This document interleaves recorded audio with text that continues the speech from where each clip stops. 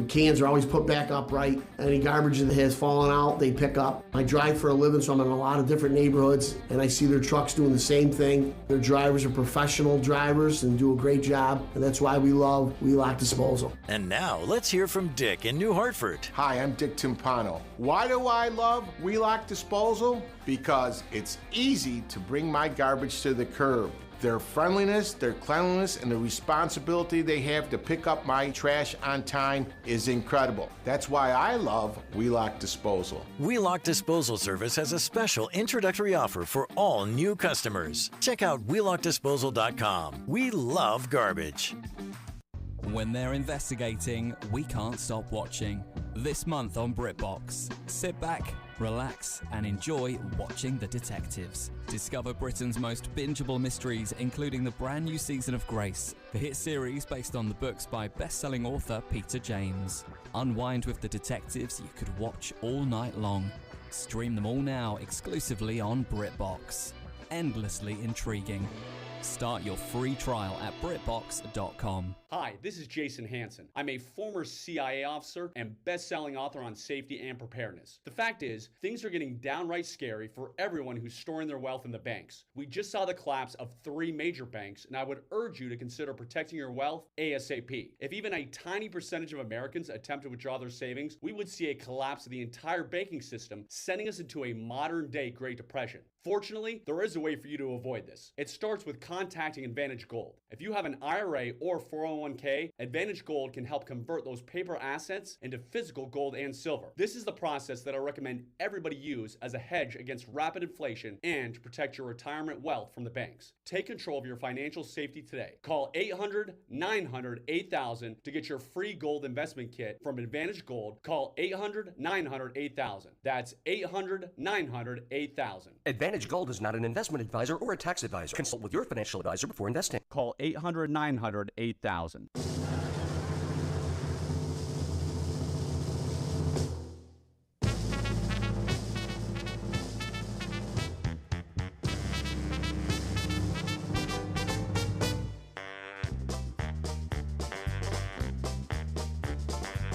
It's time to start the program. It's time to earn our pay. It's time to meet the people on the Keeler Show today. It's time to read the news and weather. Time to figure out what to say. It's time to turn the channel of the Keeler Show today. Why do we always listen? Keeler's always in the know. It makes me want to call him and tell him where to go.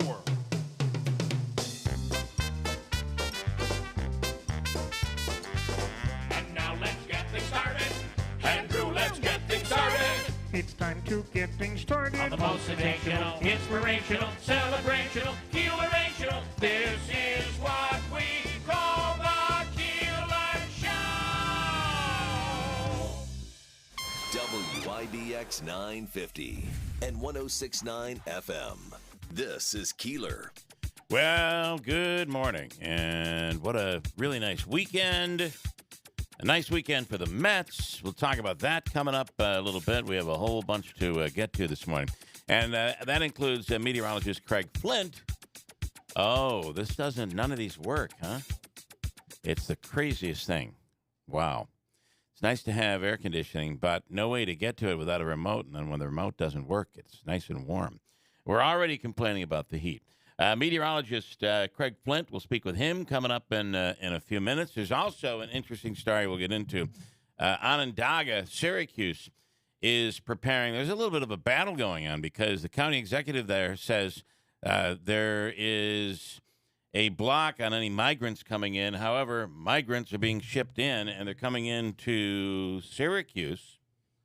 And the sheriff says he will not he says he cannot enforce the order by law from the county executive, so there are migrants coming into Syracuse. We'll get into that coming up as well here this morning.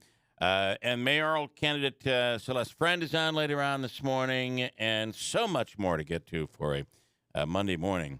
And some really nice weather is on the way as well. Is it warm in here, Davey, or is it just me? It's warm in How here. did the Yankees do over the weekend? They won 3 in a row. All right. The Mets are on a roll as well. Yeah. Crazy. And I saw Gary Sanchez catching for the Mets yesterday. He actually, I think he had a sacrifice fly and a hit. I mean, he actually had a pretty good game. He was the catcher for the first game that got rained out on Saturday. He was catching Scherzer. Yes, on Sunday afternoon. Yep.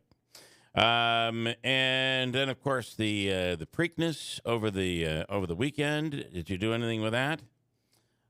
Just watched it. I don't understand horse racing. Oh, there you go.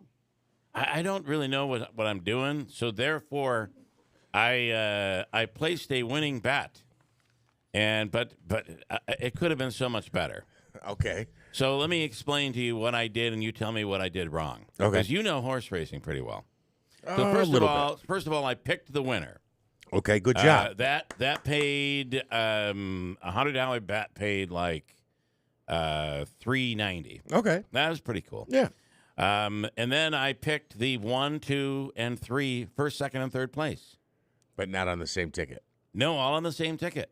But I boxed them. Not on the same bet? No, I boxed them to show, place, or win. That was the mistake. Okay. Because it only paid $60. Right. So Wayne or who did we talk Stupid. to about betting last week? And I knew. I wonder what it would have been. I knew in my head, I picked the first place because I had already picked that. The second I thought was going to be Mayor, and then I picked the third. If I would have done it first, second, and third, I'm assuming that would have been a better win. Absolutely. Yeah. Significant. Let me see what a. Don't even tell me. Oh boy. But anyway, it was. It was just it's a little throw a little something down and put some significance to the race. So yeah, so had I picked first, second, and third, that would have been a better pick. So this says a $1 trifecta returned $66.50.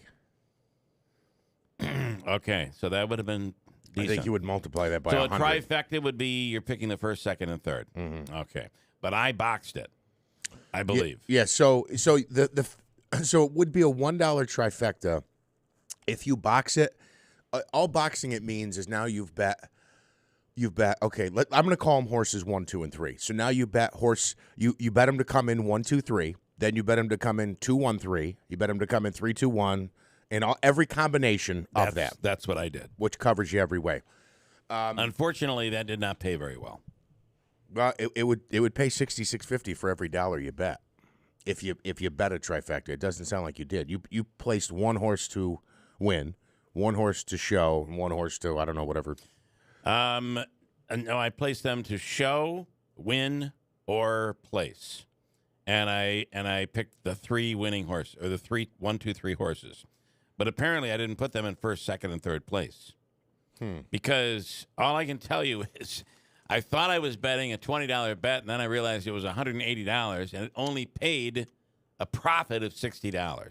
Okay. Yeah, well, were we down to 7 horses in that race? Yes. Yeah. Yeah, that's why every year, without fail, I bet the Kentucky Derby. It's 20 horses. No matter who wins, you get much better odds because there's so many different variations on the outcome. This is why I just shouldn't do it, because I really don't know what I'm doing. Davey picked the winner in NASCAR over the weekend. Yes, I did. Okay. How much did that pay? It doesn't pay me nothing. It doesn't pay when you don't do anything. Although, he's about to discover on that iPhone, he could place bets. He can find CD material. Wink, wink. You can order a new girlfriend from overseas. You can find anything on that phone, Davey. He now has he went from the flip to the eye. Oh boy. Yeah. Okay, we were earlier this morning, Ty, and what happened to the Mets this weekend? We played well. They came from behind I believe it was 3 games. Did they play 4 with Cleveland? No, just 3. So they came from behind, at least with Cleveland, twice they came from behind. And then turned around. I don't know what happened in the nightcap last night, but they won that game as well. Yeah, a final of 2-1. Verlander was great. He threw 8 innings, and I'll tell you, I was still excited about the Friday night win. Another dramatic, multiple comeback, multiple run comeback. Yeah, all of a sudden the Mets started hitting the ball and looked like the team that they had invested in.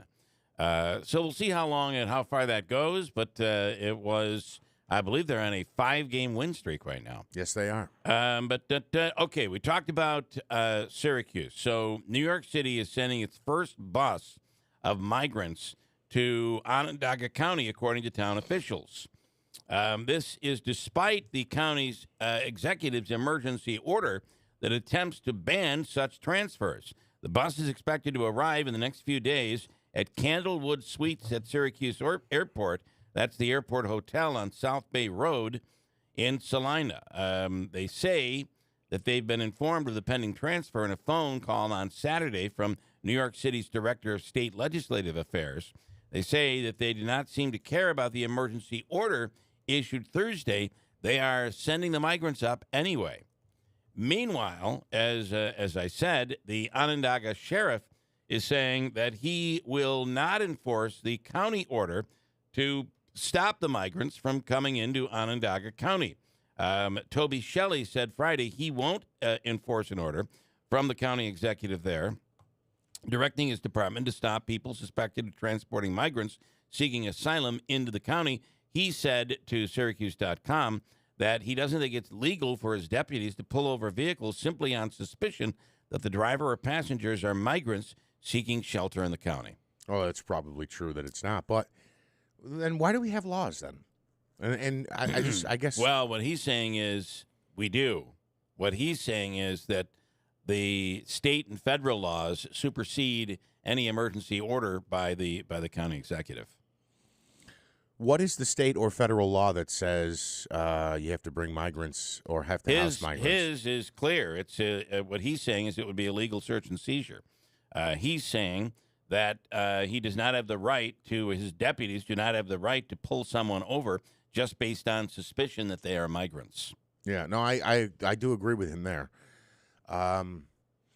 Yeah, I guess I don't have a good answer. The county executive McMahon authorized and directed the sheriff to make limited stops to notify persons suspected of transporting migrants or asylum seekers that they are in violation of his emergency order.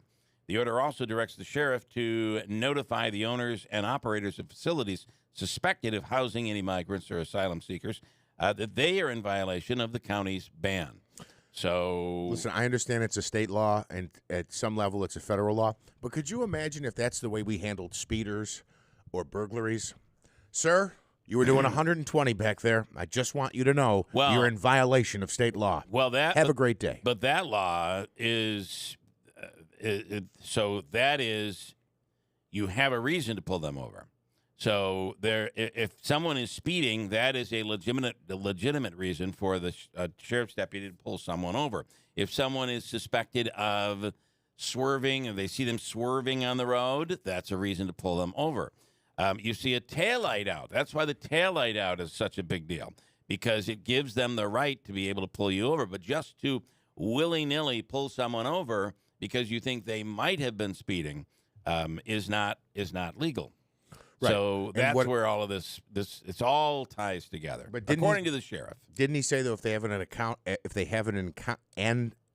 encounter, that he would notify them that they are in violation of the law or in violation of the order? No, you're confusing the two.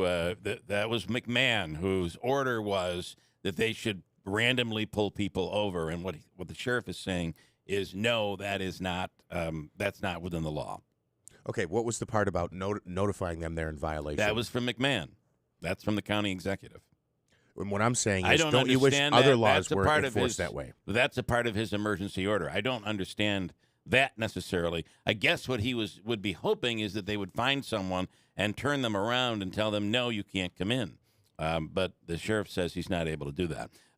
Mike, this morning, would be interesting to see if the migrants come to Oneida County, what Sheriff Mayfield would do. And we'll reach out to the sheriff and get his take on all of this. That would be far better than our surmising of what the sheriff is basing in Onondaga County, what he's basing all of this on. Chuck Lester says the sheriff in Onondaga County is a moron and should be removed from office. I do not disagree that that's what Chuck said. Scott is in Kirkville. Hello, Scott. Good morning. Hey, guys. I hope you had the Preakness. Did you see what I did that I did wrong? What happened? Yeah. So no, he had first, second, third. Somehow he only won $60. Yep. Tell him what you did, Bill. Okay. How'd you play it then? I picked the three winners, the first, second, and third winner, and I picked them to show, place, or win.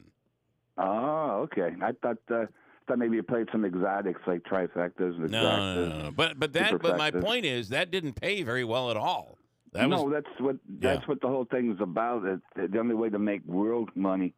By the way, you guys got lunch on me again. Oh, you did well. Good job, Scott. But the horse I liked, the 8-horse, scratched out right after I talked to you. Yeah. And once he scratched, I made it a lot easier because I knew that the 1 horse was going to be the only speed in the race, and pace makes the race. And that's why I said about Midge is that he comes from behind. It's a shorter distance. He's not going to have that pace like he did in the Derby to run at. So when I played it, I kind of thought that he was going to finish exactly where he did, and finish in third.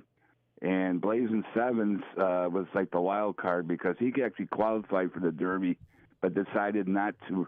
The owners and the trainers decided not to run it, and it's the same trainer that won the Preakness doing the same thing last year. So I knew that horse was going to be good. I was shocked how much I paid for the Exacta. Got $31 back for that for a $2 investment, and I thought that was amazing. Thinking that there's only basically 4 horses you could bet in this race to begin with. Yeah, it was really. But what a difference between this race and the Kentucky Derby, where there were so many horses. Yeah. So I'm assuming if you picked the top 3 horses in the Kentucky Derby, to win, place, or show. That would have paid really well because there were so many horses. So many horses, absolutely. Okay. That's why it's great. The Derby is a great betting interest because exactly what you said. Empire Angel turned out to be the favorite, 7-2, which pays $9 to win.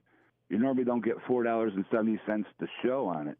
Yeah. And basically, that's amazing. And so that's why that's a great. This one here, that's why I said that bet, win, place, and show. Probably won't be great, especially the show prices, because there isn't that many horses.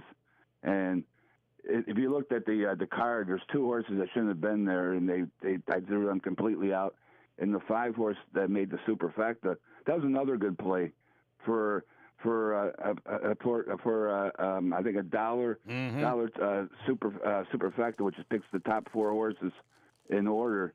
It actually paid $74.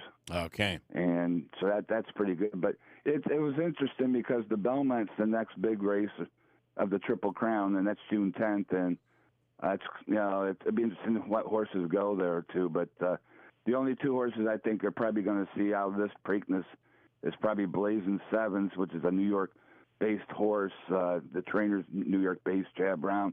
And we'll see what Baffert wants to do with the winner.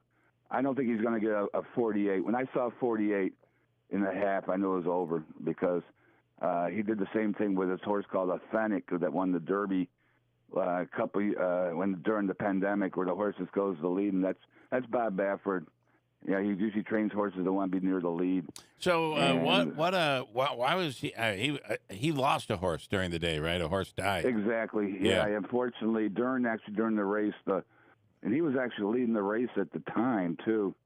You can see unfortunately see the leg kind of. Oh, geez. They do fight him. Yeah.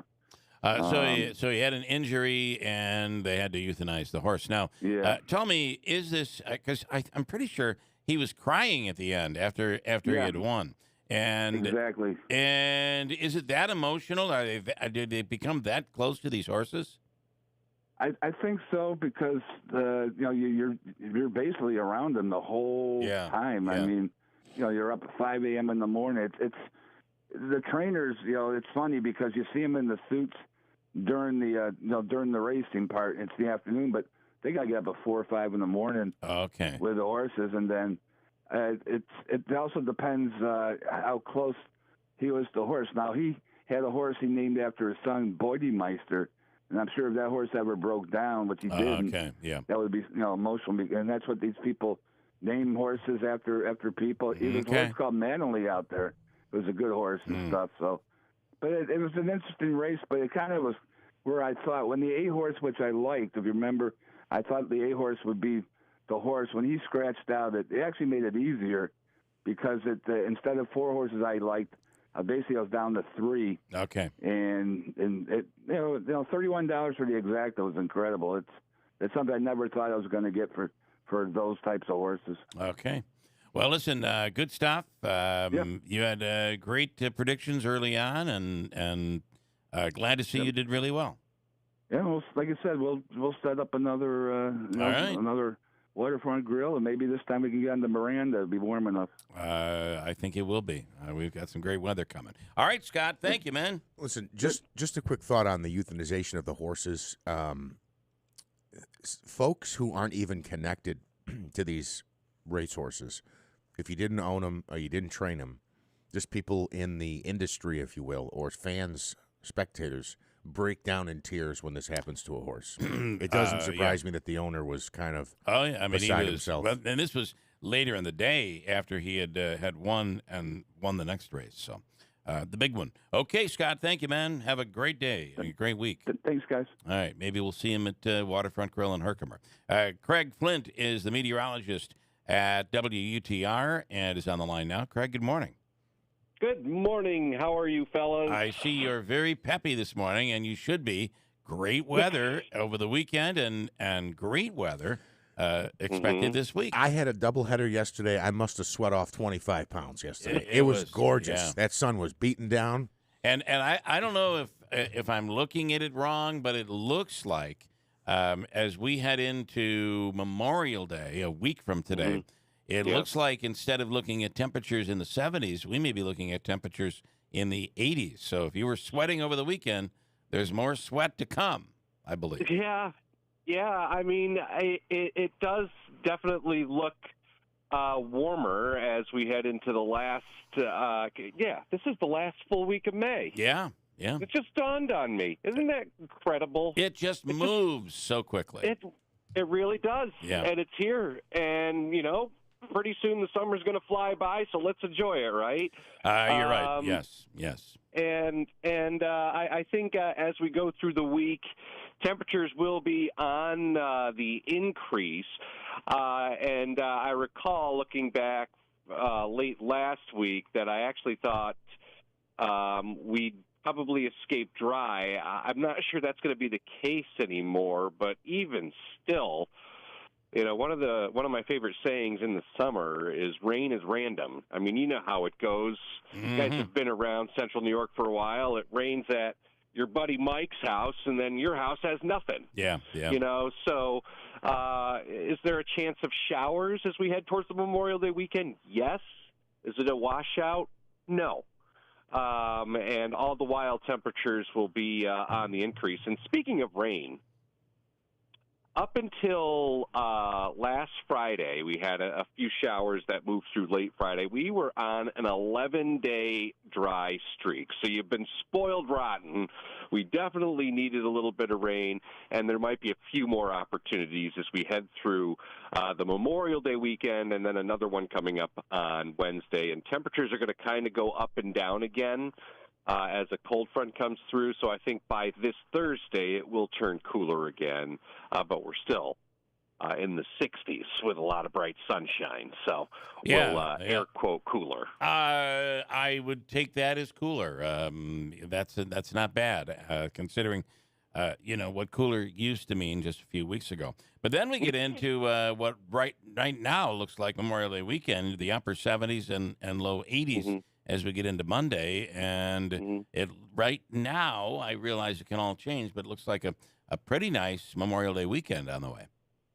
Oh yeah, I think we're gonna be in good shape. I mean, I don't see anything organized in terms of like any widespread rainfall, but getting into the weekend, there probably will be a few showers around. But being that we're talking 6, 7, 8 days away at this point in terms of the weekend. In terms of timing the wet weather, I mean, it's just hard to do at this point But I don't think it's going to be anything too organized or too major. Have you dug in at all to the what they're calling the impending El Nino? So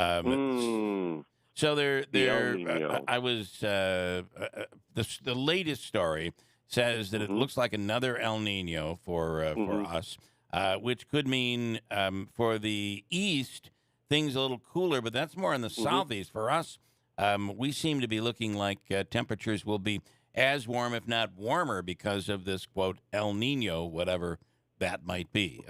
Can you explain that at all?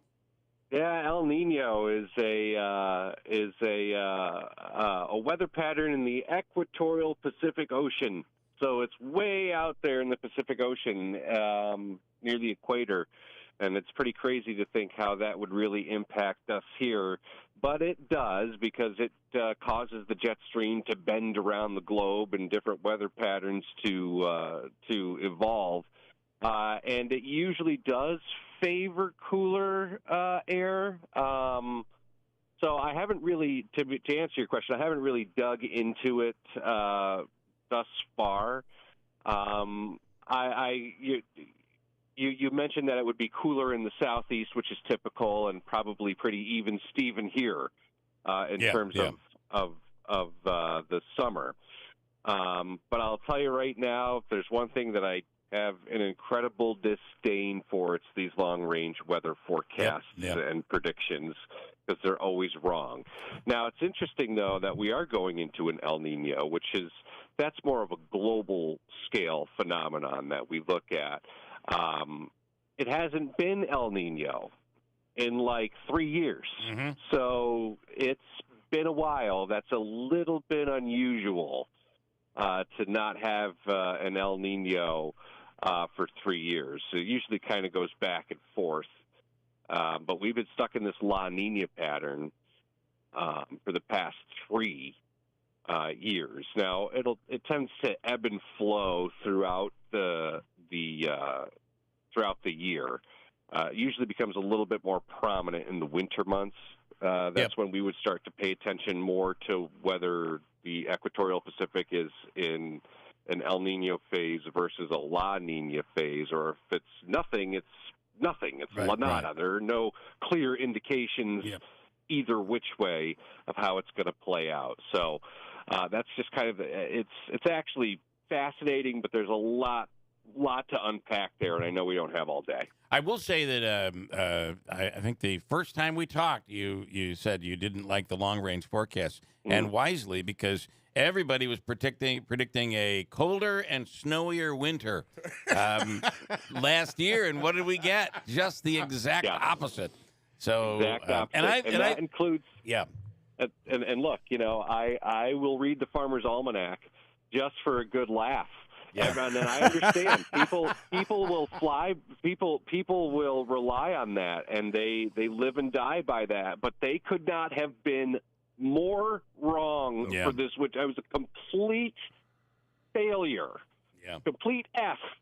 That's what they get from me for the winter forecast. And I'll tell you, if you recall, I believe it was last year they were calling for we're going to have the worst hurricane season ever, and I don't think we had any hurricanes. No. It was an odd year where we just didn't have anything in the east. So crazy. And just a quick note too. I mean, I know we don't have time to get into the whole debate on climate, but I mean, that is a very broad thing. But it's the same thing with California. Going into the fall of last year, it was the worst drought on record ever, so 30-year drought, in some cases 100-year drought, and it's the worst ever, and it's only going to get worse. Look what happened in California this winter. Feet the of drought's snow. Gone. Yeah. It's gone. Yeah, that was what a. I mean, the predictors, those who do the forecasting, long range, we're not even close. Not close. Craig Flint, meteorologist, thank you, man. We appreciate it. Enjoy the week, and we'll speak again next week on Tuesday, if you're okay with that, because Monday being the holiday. Understand. Okay, we'll talk about it then. All right. Thank you so much. Take care. All right, meteorologist Craig Flint from WUTR. But yeah, think about that.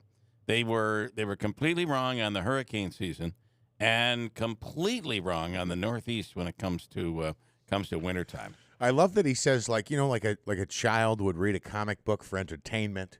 He reads the Farmer's Almanac for some good one-liners, some good entertainment. And I don't know if you saw also, but Jim Brown passed away, legendary Syracuse football star. If you ask him, the greatest to ever play at Syracuse. And, of course, Cleveland Browns NFL player. Jim Brown passed away. Oh, that's sad. He was, I believe, and, man, I got to tell you, I thought he looked really good for 87 years old. Brown died on Thursday at his home in Los Angeles at the age of 87. His life was studded with greatness and marked by flaws that have grown more glaring over time. He was a four-sports star during his time at Syracuse. That's something you don't see today. He played football, basketball, lacrosse, and when called upon, competed on the track and field. You don't see that anymore. No, you don't. And it's funny. He was the four-sport guy. He has the legendary number, and this is a huge number in Syracuse history, the 4-4. Yep. The 44. That is a huge number for Central New York athletics and that university. At Syracuse, reading from the story in the Syracuse paper, delivered an athletic career so comprehensive that he is one of a handful of people, as you say, that would ever hold the number 44. He was first of Syracuse's holy trinity of running backs, along with Ernie Davis and Floyd Little, that are responsible for the number 44 being retired. Where things got a little difficult for him, he certainly was a trailblazer. He was also arrested on at least 6 occasions, usually on charges of violence against women. Brown was found guilty once, pleading to a charge of vandalism. The history of those claims over multiple decades and Brown's own admission to slapping multiple women makes it impossible to summarize his life neatly. So that is certainly a flaw in his career. He was also very vocal about the racism that he dealt with when not only through his entire career, but when he was in Syracuse. That's unfortunate. Certainly unfortunate, but a legendary football player, Jim Brown, is dead at the age of 87. It's not almost. It's kind of absurd when you think about somebody wearing your jersey, wearing your colors, if you will, being on your team. You're right. You're rooting for the football team. You want them to win. You want them to score a touchdown, but you don't want the black guy to score. Is that? I mean, come on. Is that where we were? Really? Back then, when the team would travel, any of the black players could not stay in the same hotel. Yeah. In many locations. It's disgusting. This is even and it's funny because today we're talking about migrants being banned from coming to these locations, and they're still coming anyway. By the way, I do have some comments on that if we get back into that issue. Well, Jay in Newport says they know the hotel that they're going to be going to, so it's not hard to post an officer outside to stop them when they exit the bus. And Ralph says this morning, we asked about how Sheriff Maceo would handle it. He said he would hire them migrants to work on his hobby farm. That was Ralph's thought on that. Yeah. An Australian, this story, and I don't understand, but I have a feeling this is a philosophical battle more than it is the law between the sheriff and the county executive there in Onondaga. This story, boy, oh boy, oh boy. An Australian OnlyFans model claims that she discovered, so OnlyFans, where they pay money, and this is the new strip club, right? But it's done live on the computer. You don't pay with dollar bills; you pay with hundreds here. Well, yeah, I guess you can. An Australian OnlyFans model claims that her number one fan, who spent thousands of dollars on her site, turned out to be her stepfather. Ooh. Talia Madison says the man had been in her life since she was 11, and when her mom found out, what do you think mom did? So you had these stories where mom is like, apologetic and doesn't do anything, or she is just enormously angry and boots him. What do you think happened here? She booted him. She booted him and immediately divorced him. The woman kicked the guy to the curb, and here she is telling her side of the story. Here we go. When I first started my website, I had this customer who was my number one customer, bought every single thing that I sent him, and she also had a very specific username on the website. And I had someone view my TikTok page with the exact same username, and underneath that it said from your contacts. I narrowed it down to 6 people, and one of them was my stepdad. I went with my gut feeling and I messaged the website account and I said, I know who this is. And within 2 minutes, got a text from my stepdad saying, hey, Tay, can we talk? Wow. Ooh. Listen, that's gross. But, I mean, I don't know. Who am I to judge? It's not a biological child. I understand she's known the person for a long time, but now she's an adult doing an adult thing. It's certainly not illegal. I think it's kind of disgusting, but yeah, I guess it's not illegal, but it is definitely immoral. Especially the part where she says that this was basically, and you talk to a step-parent. A step-parent oftentimes, I don't want to say always, but oftentimes considers that child their own, and you know. She had been and he had been in her life since she was 11 years old. So it certainly does make you wonder. Apparently, that's just bad. It's just bad. And the mother, immediately kicked him out of the house, which I guess is a good thing. Because there are many cases out there where, you see this sort of thing, and whether it's peeping or it's even molestation, where in some cases, actually, there was just a recent story I believe we have up on our website at WIBX950.com where a female was arrested for not reporting sexual abuse. Yes. Let's see. What do we have? A Minnesota woman was... That's not sexual abuse, though. I mean, that is disgusting. But I have the story on... I'm referencing the story on our website. Yes. But I see it as, listen... I would do the same thing that that woman, the woman did. You expect your step parent to be as loving and caring. I mean, and really, if you're a guy, the difference. What is the difference, really? Right? I mean, it's not like you carried that baby and you popped the baby out of your belly. Obviously, you contributed, but if you bring up a child. I know in many situations, even in my own, where a step-parent cares as much for that child as they do their own. Absolutely. And as the parent who is the biological mother, you would expect that stepfather to certainly not cross any lines, and this is crossing a line, I would think. She clearly thought so because she kicked him out. A Minnesota woman was reunited with her lost diamond ring that she accidentally flushed down the toilet 13 years ago. Here are the workers from the wastewater treatment plant, the owner of the ring, Mary Strand, and her husband, David, talking about being reunited with the ring after all of these years. Anybody who lost it, they would be able to describe it identically to the way it looks. Couldn't believe it. I would say it's been on a journey for 13 years. She never had anything on her fingers for a long time, so I figured, I better get her something. I was thinking, he'll never buy me another ring. Oh, that's pretty wild. Think of the gallons, pounds of poo that ring has ridden side by side with and been filtered through. Hadn't quite thought about it that way, but now the vision is in my head. Thank you. Get her a new ring, buddy. Hold on. We'll do Hobica's free money question of the day coming up next hour. You know that I believe it'll be, I think the 31st is on Wednesday, so we are nearing the end of May, and you know what that means. You're going to be smack dab in the middle of primary season, and we have a couple of big mayoral primaries that are coming up, and some other primaries we'll be dealing with, and we'll talk about that a little bit for the Utica mayor's race coming up next hour as well. And as I mentioned, Hobica's free money question of the day. Chance for you to win this morning, $100 from the Hobica Law Firm, and we'll get to all that coming up here. Up next, news is straight ahead.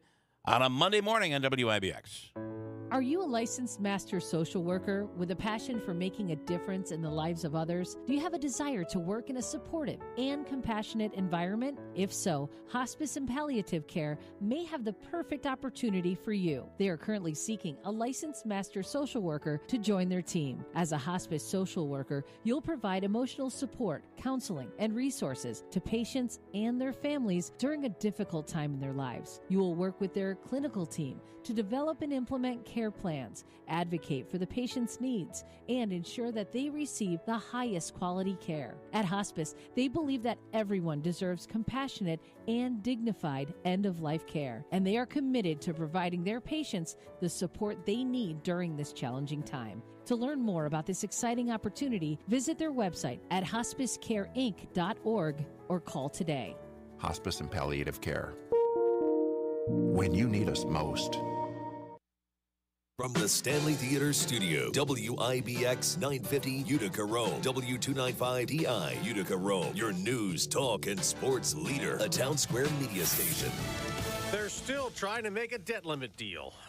I'm Dave Anthony, Fox News. It's time for Republicans to accept that there is no bipartisan deal to be made solely on their partisan terms. President Biden said that before leaving the G7 summit in Japan. Then he spoke by phone on the way home with House Speaker Kevin McCarthy before they meet today. Now, McCarthy keeps demanding spending cuts be attached to an increase in U.S. borrowing. We have to spend less than we spent last year. Progressives have been leery of how much the president might be willing to give up to Speaker McCarthy, but this timeline we're talking about is tighter than even what the calendar might showcase. June 1st is the date that Treasury Secretary Janet Yellen has given for when the debt limit must be resolved. If not, a default with worldwide implications would follow. That's Fox's Alexandria Hoff. President Biden met with Ukraine's leader at the summit, pledging to train Ukrainian pilots to fly U.S.-made fighter jets to battle Russia. As we get an update on the casualties of that war. Since Russia launched its full-scale invasion on February 24, 2022, 42,000 Ukrainian civilians have been killed. Russian forces have suffered 50,000 killed, 180,000 wounded, and Ukrainian forces have suffered 20,000 killed, 130,000 wounded. Fox's Lucas Tomlinson. Senator Tim Scott will hit the ground running for president this morning with a speech in South Carolina days after the Republican filed the former paperwork. Florida Governor Ron DeSantis may also be ready to join the Republican White House race. He's been touring in places such as Iowa, New Hampshire, and South Carolina, all early contest states. Despite a number of other declared candidates, DeSantis has been the sole focus of the ire of the Republican frontrunner, the former President Donald Trump. Rumors are swirling of campaign filings coming this week with a public announcement of his candidacy to follow. Fox's Eben Brown. Arraignment is today for Brian Koberger, who's charged with murdering 4 University of Idaho students last November. America's listening to Fox News. A whole generation knows little to nothing about our nation's darkest day, 9/11. But now the Tunnel to Towers 9/11 Institute is righting this wrong by educating kids in kindergarten through 12th grade. Their nonfiction first-person accounts are told through videos and the Discovering Heroes book series. The Institute offers full curriculum units, a speakers bureau, a mobile exhibit that's an interactive museum with 9/11 artifacts, and Russell F. Siller Memorial Scholarships for kids of program recipients. Donate $11 a month to Tunnel to Towers at t2t.org. Hi, I'm Martha Stewart. Every year, more than 4 million pets enter shelters here in the United States. My friends at American Humane have been helping animals since 1877. The goal is to ensure that pets have a safe shelter, especially during natural disasters. Adopting a shelter pet allows shelters to help more animals awaiting care. Please consider adopting today and take some time to learn more about American Humane's other work at americanhumane.org. We have sunshine and 46 degrees. WIBX News Time is 7:03. This news update is brought to you by Mike Carl's. The Memorial Day sale starts now. Showrooms full of amazing deals on sofas, recliners, bedroom sets, dining sets, and more. Why wait for Memorial Day to save? Shop Mike Carl's in the New Hartford Shopping Center and Destiny USA. Well, a Central New York town supervisor says that a bus with migrants on board may be arriving from New York City in the coming days. Nick Parro telling the Post-Standard that the bus would be going to the Syracuse Airport Hotel on South Bay Road in Onondaga County. He says he was told that about the bus by New York City's Director of State Legislative Affairs on Saturday. This despite Onondaga County Executive Ryan McMahon's emergency order that aims to prevent migrant transfers and threatens to punish hotels and motels. Those worried about being able to put food on the table are invited to attend an event taking place in Utica today. It's a drive-through free food giveaway. It's set to run from 2 until 6:30 at the Johnson Park Center Food Pantry on West Street. Among the items that will be available, chicken, cheese, pasta, fruit, and vegetables. Anyone who doesn't have a vehicle can get food tomorrow at the pantry between the hours of 3 and 6 p.m. Central New York drivers are being able to save a little bit when they fill up their tanks. According to AAA, the average cost for a gallon of regular fuel in the Utica Rome market is at $3.67 today. That's down a penny from last week. Statewide, the average is Statewide, the average is $3.65. Our neighbors in Syracuse paying a penny more at $3.68. And the New York State Thruway Authority is holding a public hearing to get feedback on proposed toll hikes. If approved, Easy Pass holders would see a 5% toll increase next year, followed by another 5% increase in 2027. Those who cannot make the hearing are invited to attend a virtual hearing that is happening on June 5th. Your WIBX Weather Center forecast is calling for mostly sunny skies this afternoon. We do have a slight chance of an afternoon rain shower, a high today of 72. Partly cloudy skies tonight with an overnight low of 46. Slight chance of showers on Tuesday afternoon. We could see a thunderstorm as well, a high of 77.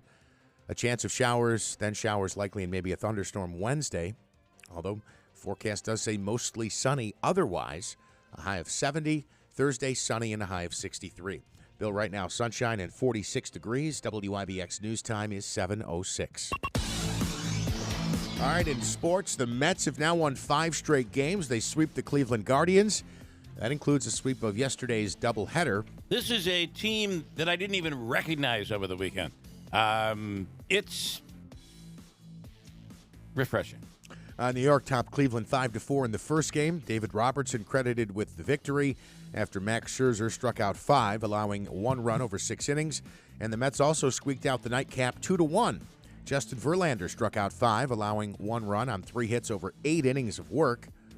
Mets now up to second in the NL East at 25-23. Can I just say that Scherzer, when he left, he went, I believe, 6 innings, and removed himself. When he went into the dugout, he seemed like he was grimacing just a bit, I think is how they described it. And so, yeah, maybe a little sore. He hasn't pitched in a while. I hope that's all it is. Yeah, me too. Because he looked really good yesterday. The Mets visit the Cubs to open a 3-game series tomorrow night. The Yankees extended their winning streak to 4 games. They beat the Reds, sweeping that series as well. Yesterday's final 4-1, Albert Abreu credited with the victory. Clay Holmes secured his 5th save of the season. Harrison Bader and Gleyber Torres each went deep in the victory. The Yankees now 29-20. They host the Baltimore Orioles for the start of a 3-game series that begins tomorrow night. Brianna Stewart, the CNY native, had a historic home debut for the Liberty. The 28-year-old scored a career-high 45 points in her first game at the Barclays Center as a member of the Liberty as they won 90-73. New York now 1-1. They host the Connecticut Sun on Saturday afternoon in Brooklyn. The Miami Heat take a 3-0 series lead. They beat up on the Celtics last night, 128-102. Gabe Vincent erupted for 29 points, knocking down 6 shots from beyond the arc. The playoffs continue tonight when Nikola Jokic and the Denver Nuggets attempt to complete a 4-game sweep of LeBron James and the Los Angeles Lakers. Brooks Koepka wins in Rochester. For the 3rd time in his career, he wins a PGA championship. Koepka became the first LIV golfer to win a tournament after finishing atop the leaderboard at 9 under par at Oak Hill Country Club in Rochester. Framber Valdez tossed a complete game shutout. The Astros blanked the A's 2-0. What else did I wanted to mention here? Smitty, NASCAR, Kyle Larson. Go ahead. 3rd time in a row that he's won the All-Star race.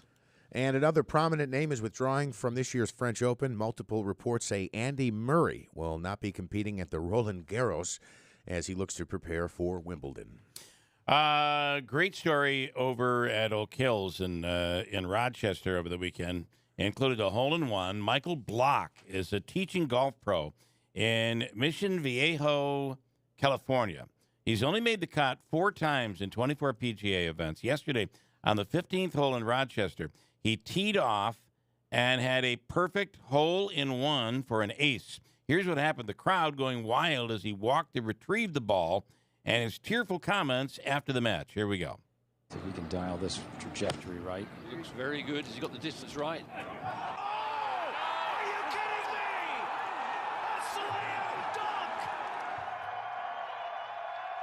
I appreciate you making me cry. I'm living a dream. I'm making sure that I enjoy this moment. I've learned that after my 46 years of life. It's not going to get better than this. There's no way.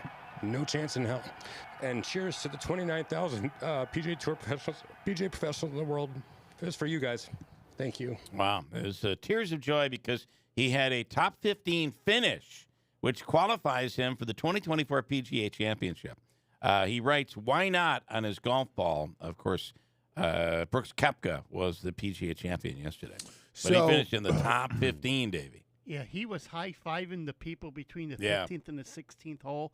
And you know how CBS has they feature one golfer on, I believe it's the 16th hole. Yeah. They either do it on Saturday or Sunday. He had the earbuds on, and they were talking to him when he was driving down for the walking down the 16th green. Pretty cool. The crowd was going nuts for this guy. That's really awesome. But a mental note, and I learned this when I stepped away from this radio show for a while, is if you are in the midst of tears and talking, pause, take a deep breath. Otherwise, it sounds like it comes out like this, and it's brutal to listen to. Yeah. So just, and then, recompose. They'll be remembering your retirement like we remember John Elway's, right? Yeah. That was one of those moments. But seriously, though, hats off to him. That's an awesome moment. I'm glad he appreciated it. Just take a breath in between those sentences. That's all I'm saying. And to do it in front of the former #1 world player Rory McIlroy yesterday, impressive in my book. Yeah, no doubt. And the fact that it happened just down the thruway here, pretty darn cool. Okay, we got a break. As I said, Hobica's free money question. And boy, do I have a doozy for you today. It's a good one, and it's worth $100. You're smirking. I don't know why. Oh, I was just going to say, if you win $100 and then it brings you to tears, just keep that in mind, okay? Don't try to talk through the tears because it just sounds terrible. Rob said, he was crying because he won $288,000. Bang! That'll get you crying. It's 7:11 at WIBX. At SimpliSafe, we design award-winning security to protect every inch of your home. It's easy to set up yourself, and now there's an even easier option. Have an expert do it for you with SimpliSafe Pro Install. Always protecting, never a contract. 2 easy installation options. Backed by 24/7 professional monitoring for less than $1 a day. Get 20% off any new system with interactive monitoring at simplisafe.com/radio. There's no safe like SimpliSafe. Are you tired of guessing and second-guessing when it comes to trading in the stock market? Then you need Vantage Point Software, your ultimate trading companion. With the U.S. dollar in jeopardy as the world's reserve currency, the time is now to take control of your trading with the power of artificial intelligence. Vantage Point's artificial intelligence analyzes millions of data points in seconds, so you know what's happening up to 3 days in advance with incredible accuracy. Now you can experience the power of Vantage Point free. Text MONEY to 813-813. See the AI for yourself when you text MONEY to 813-813. That's MONEY to 813-813. You'll see firsthand how Vantage Point Software can revolutionize your trading strategy. Whether you're a seasoned trader or just starting out, Vantage Point Software could be your key to success. Trading involves financial risk and is not suitable for all investors. By texting, you agree to the terms available at VantagePointSoftware.com and consent to receive calls and texts using automated technology about offers or info by or on behalf of Vantage Point. Your consent is not a condition to purchase and can be revoked at any time. Message and data rates may apply. Text MONEY to 813-813. 3. Those April showers could bring May hot tubs. It's about time you treat yourself to a luxurious new spa from Strong Spas. Visit their huge showroom and choose from over 100 spas in stock and priced to move fast. This summer, get ready to relax. You deserve a brand new spa from Strong Spas. Visit their ginormous showroom inside Sangertown Square, New Hartford. Special financing available for credit qualified buyers. Strong Spas. Experience the difference for yourself. Hurry, these spas won't last. Attention Mohawk Valley residents, do you believe in the power of education? Are you passionate about supporting exceptional schools? Then cast your vote in the Utica OD's Best of the Best Awards. Notre Dame has 2 outstanding categories, Best Preschool and Best Private School, and their name stands out from the rest. Notre Dame Schools. Notre Dame schools have been at the heart of our community for years, nurturing young minds, fostering a love for learning, and educating our future leaders. Go to Utica OD Best of Mohawk Valley to cast your vote today. Discover credit cards automatically double all the cash back you earn at the end of your first year, which means... Wait, hold up. Question for the audio engineer. Go ahead. Did I read that right? Discover automatically doubles all your cash back? Yeah, that's what the script says. So if I get a Discover card right now, I can earn twice the cash back. Apparently. Wait! Unlimited first-year cash back match, only from Discover. See terms and learn more at discover.com/match. At Simply Safe, we design award-winning security to protect every inch of your home. It's easy to set up yourself, and now there's an even easier option. Have an expert do it for you with Simply Safe Pro Install. Always protecting, never a contract. 2 easy installation options, backed by 24/7 professional monitoring for less than $1 a day. Get 20% off any new system with interactive monitoring at simplysafe.com/radio. There's no safe like Simply Safe. The IBEW Local 43 and the National Electrical Contractors Association have been a part of Central New York for over 100 years. The IBEW state-of-the-art training facility offers classroom instruction as well as everyday on-the-job construction training. From the Carrier Dome to our local hospitals, malls, schools, and city buildings, Central New York's future is bright, and the IBEW Local 43 will continue to help light, power, and grow our community. IBEW Nika. WIBX 950 and 106.9 FM. This is Keeler. Well, good morning, Monday morning, and it's another nice day on the way today. We're going to have a really nice day. In fact, low 70s. There's going to be a little dip this week on Thursday, like Wednesday and Thursday, where we're going to get a little rain. Temperature's going to dip down, but then we go back up, and we'll be close to the 80s for the Memorial Day weekend. So if you're wondering, the Memorial Day is always that holiday where people are like, I'm going camping. We're going to kick off the summer and go camping. And then you get a rainy weekend with temperatures in the 50s. But that's not going to be this weekend. Right now, this weekend looking really, really good. In studio right now is Kayla Ellis. Are you with the Community Foundation? I sure am. Okay. Kayla is, of course, here today to talk about Mohawk Valley Gives. Yes. Which is up and coming. Up and coming, yep.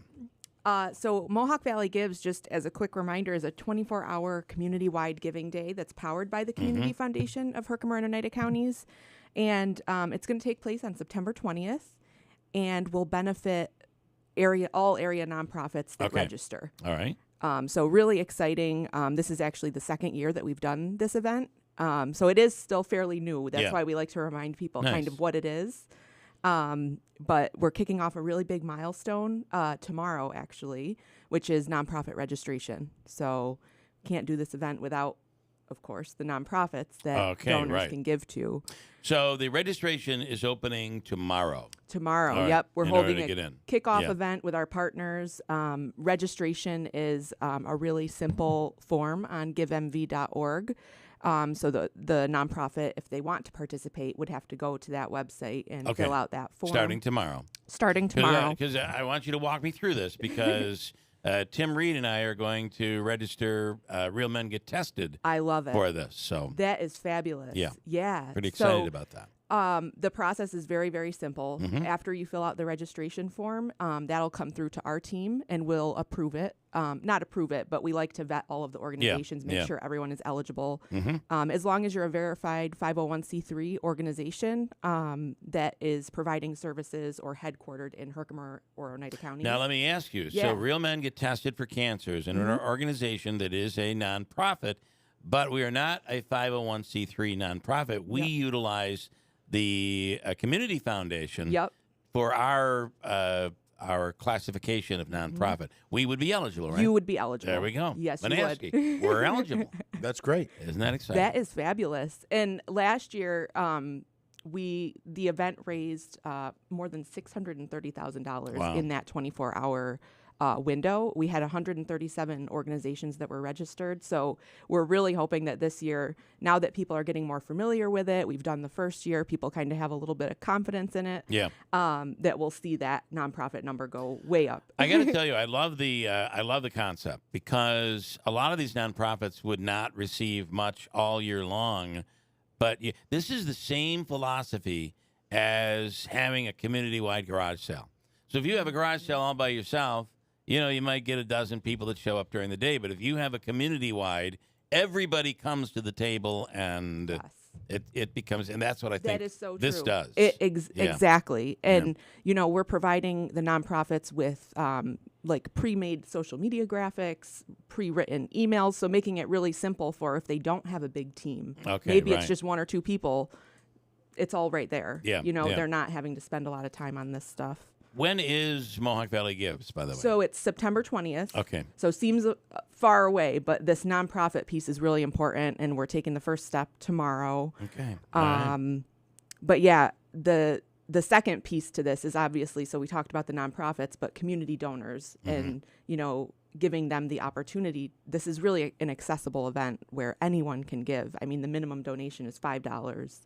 Last year, we saw, I think it was 60% of online gifts were $50 or less. Okay. So all pooled together, $630,000. It's small donations make a really big difference. And you do see people that are, number one, this is all tax deductible. So if you're thinking about that in September, it helps. And the other part of this is, I think what we talked about before is we saw people that were looking to make a significant donation. So they maybe they give once a year or a couple times a year, but they would go through and cherry pick different charities, not just one. And I think that's kind of really cool. Yeah, that's the really nice other feature that. Thank you for bringing that up. Yep. It's the shopping cart feature. So we have say we had 130 organizations. You could go through and give $20 to this organization, $40 to this organization. It's all in one transaction. Yeah. You get that tax receipt and you're good to go. Okay. That's great. Anything else so tomorrow is the day. Tomorrow's the day. How long does the registration continue? It'll be open through July 31st. Okay. So yeah, any organizations that are interested in giving, go to givemv.org starting tomorrow, and I hope our community will save the date in the back of their head for September 20th. And ultimately, pretty easy to go in and fill it out. You're filling out a form. It's not like this is, if you've done any of this, putting together a 501c3 is a very long and tedious process, and can be expensive as well. Yep.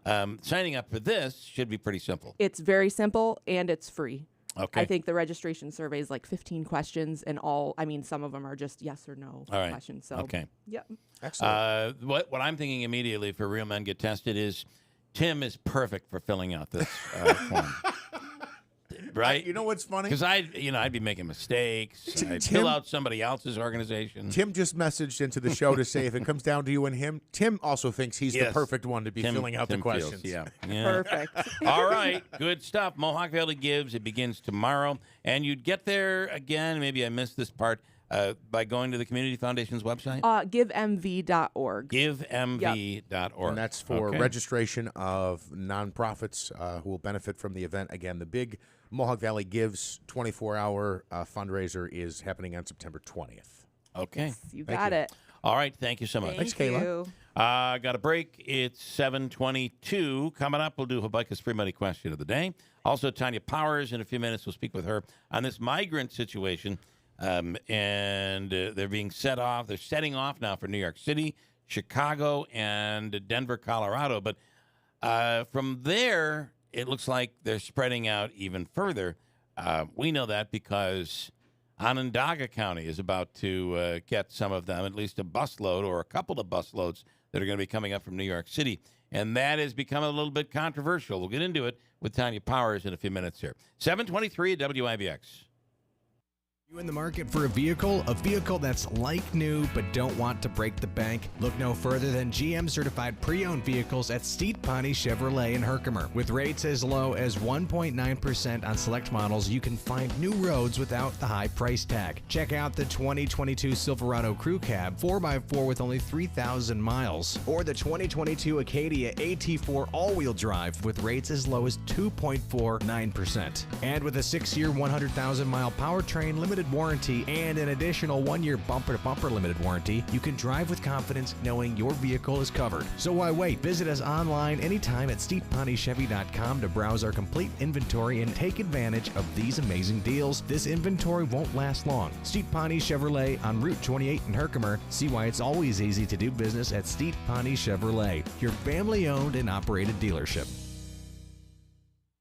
Are you and your family prepared for the next emergency or catastrophe? If not, now is the time. We have the healthiest and most inexpensive per pound 25-year shelf life food available with so many other products that you will need to survive the next emergency. Visit our website, infinitysurvivalcny.com, or call 315-527-8014 with any questions you may have. That's infinitysurvivalcny.com, and get the code for free shipping on anything you purchase.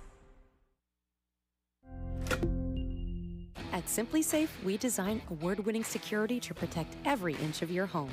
It's easy to set up yourself, and now there's an even easier option. Have an expert do it for you with Simply Safe Pro Install.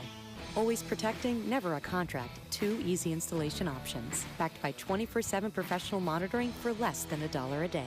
Get 20% off any new system with interactive monitoring at simplysafe.com/radio.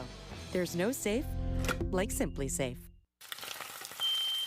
I can't take this kitchen any longer. Carl, we need to start looking for a new house. Honey, you know the housing market is tight. It's going to be next to impossible to find something that we like. I know, but this kitchen has to go. Hey, what about a home equity loan from Adirondack Bank? We can turn the equity from our home into cash to renovate, just the way you want. Renovate? Adirondack Bank has competitive rates, and they've been a trusted community bank for decades. A new kitchen. Wouldn't that be awesome? Yeah. Then, of course, we would need new furniture, and we could repair the deck, even add a pool, and take that trip to Italy that we've always talked about. Whoa, slow down, honey. Let's go talk to the experts at Adirondack Bank about that home equity loan.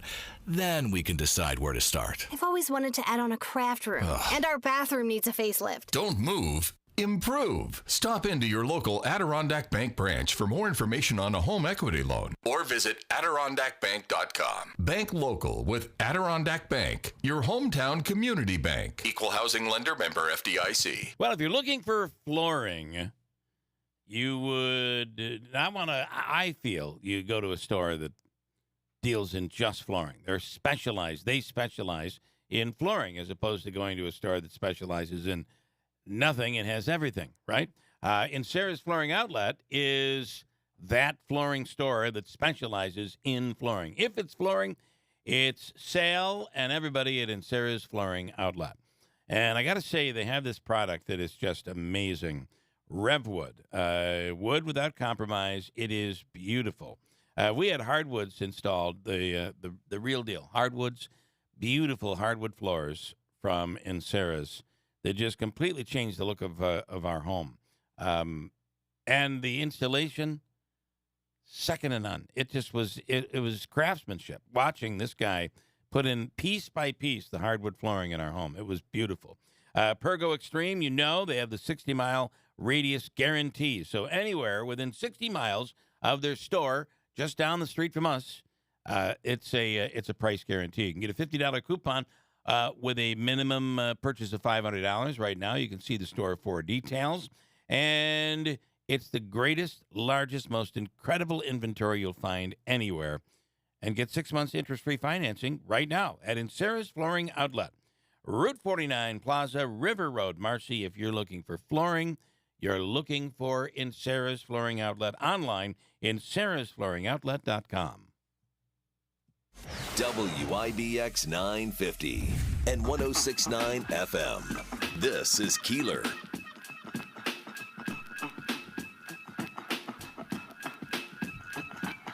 Good morning. Coming up, we'll speak with Tanya Powers from Fox News on this migrant situation. Interesting, too, to watch the debt ceiling talk over the weekend. This battle that has gone pretty darn deep, right? I mean, we're supposedly coming up on what they're claiming is the deadline where people would start. The people would not be getting paid, and supposedly this has not been. We've never reneged on our bills. We never have done that ever. However, I do remember a time where there was a shutdown. We didn't avoid the shutdown. Remember? I guess that must have been a few years ago. Yeah. Was it Obama or Trump? Wasn't the last year or two of Obama? It was. You had a shutdown of parks, national parks, and that sort of thing. I wonder. Now, there's over the weekend they were saying 2013, second term of Obama, focusing on a disagreement between Republican-led House reps and the Democrat-led Senate toward the contents of the 2014 Continuing Appropriations Resolutions Bill, along with other political issues. Which is different than what we're dealing with right here. But it looks like some headway was made, and I have a feeling that there will be, and this might be, it may be hard for us to even conceive this, but the only way this thing is going to pass is if both sides concede a bit. Excuse me. Do you mean, like, let's say you and I just had a disagreement on something, and then I were to give a little, and you were to give a little, so that we could come to a common place, even That's though right. you didn't get everything you wanted. Correct. And I didn't get everything I wanted. Both sides are going to be a little unhappy, but we're gonna come to a deal. That's old Washington. That is not the current Washington we live in today. The Washington we deal with today is, I want everything. I've got a list of things that I have to have. I want it all. I'm not giving up anything. And if that means everything shuts down and we don't pay our bills, then so be it. Yes. That's the Washington we're dealing with. And there are several people on both sides of the aisle that feel that way. So it is up to McCarthy and Biden to somehow be able to put a deal together that gets everybody, to at least the majority, to agree that, there's been concessions made on both sides. Yeah, I continue to be absolutely disappointed with the leadership. And I'm not talking specifically about the president. I'm talking about all of the politicians in Washington. A couple stories. A homeless man in Phoenix, Arizona is being called a hero after helping save the lives of an entire family from a house fire. I heard of another story around here locally where this happened, where somebody it wasn't a homeless person in this case, but somebody was walking by, and they saw a house was on fire. They stopped and went in and alerted everybody. That's what this homeless person did. Here's Joseph Collins and the woman who was rescued, Claudia Jimenez, talking about the apartment fire. Here we go. She heard screams and the fire and stuff. So I opened my front door and there was flames there. So I just went and woke my daughters up, and I knew I couldn't get out through the front, so I just went to my room and I started screaming for help. And hopped over a fence. The lady was screaming and crying and stuff, and told her to hand me the babies down, and she was like, "Don't drop them." And I threw them out the window. Oh my gosh! I threw both my puppies, and then I threw myself. She had to jump out the window.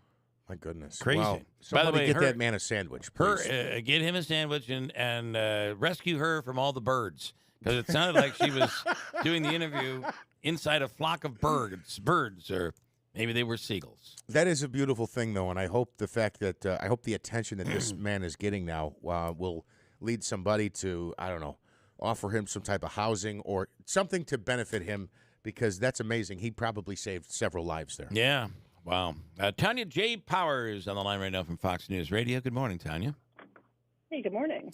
We're talking about the migrants being shipped around the country and headed to places like Chicago, Denver, and New York City. We're really close to that, it looks like. Yes, this is actually, and this reporting is based on a New York Post article. The Texas governor has apparently added McAllen, Texas, to his busing program list of cities. A couple of things to note. They quote a person with the Catholic Charities there in McAllen in their article. They were talking about that they are the ones kind of helping arrange the travel for them. They also said that all of the migrants leaving the McAllen area have a friend or relative who will take them in. The other thing to know about this, and I got this, from one of my sources in McAllen. McAllen busing migrants is not new. It is new that the governor has now put that on his busing list. Okay. Like his program. But the fact that they've been busing migrants from the McAllen area, that's been going on for quite some time. Mm-hmm. It's just been, these like local groups like the Catholic Charities that I mentioned, they are the ones who have been, arranging for travel and, finding out where people have relatives where they need to go, that kind of thing. Yeah. But the fact that they're busing them from McAllen, the addition to the busing program from the governor, that's the new part, not the fact that they're busing. Well, and we have just learned here that it's very interesting. In Oneida County, the county executive has posted an emergency order stating that it would be illegal to house any of those migrants here in hotels or facilities.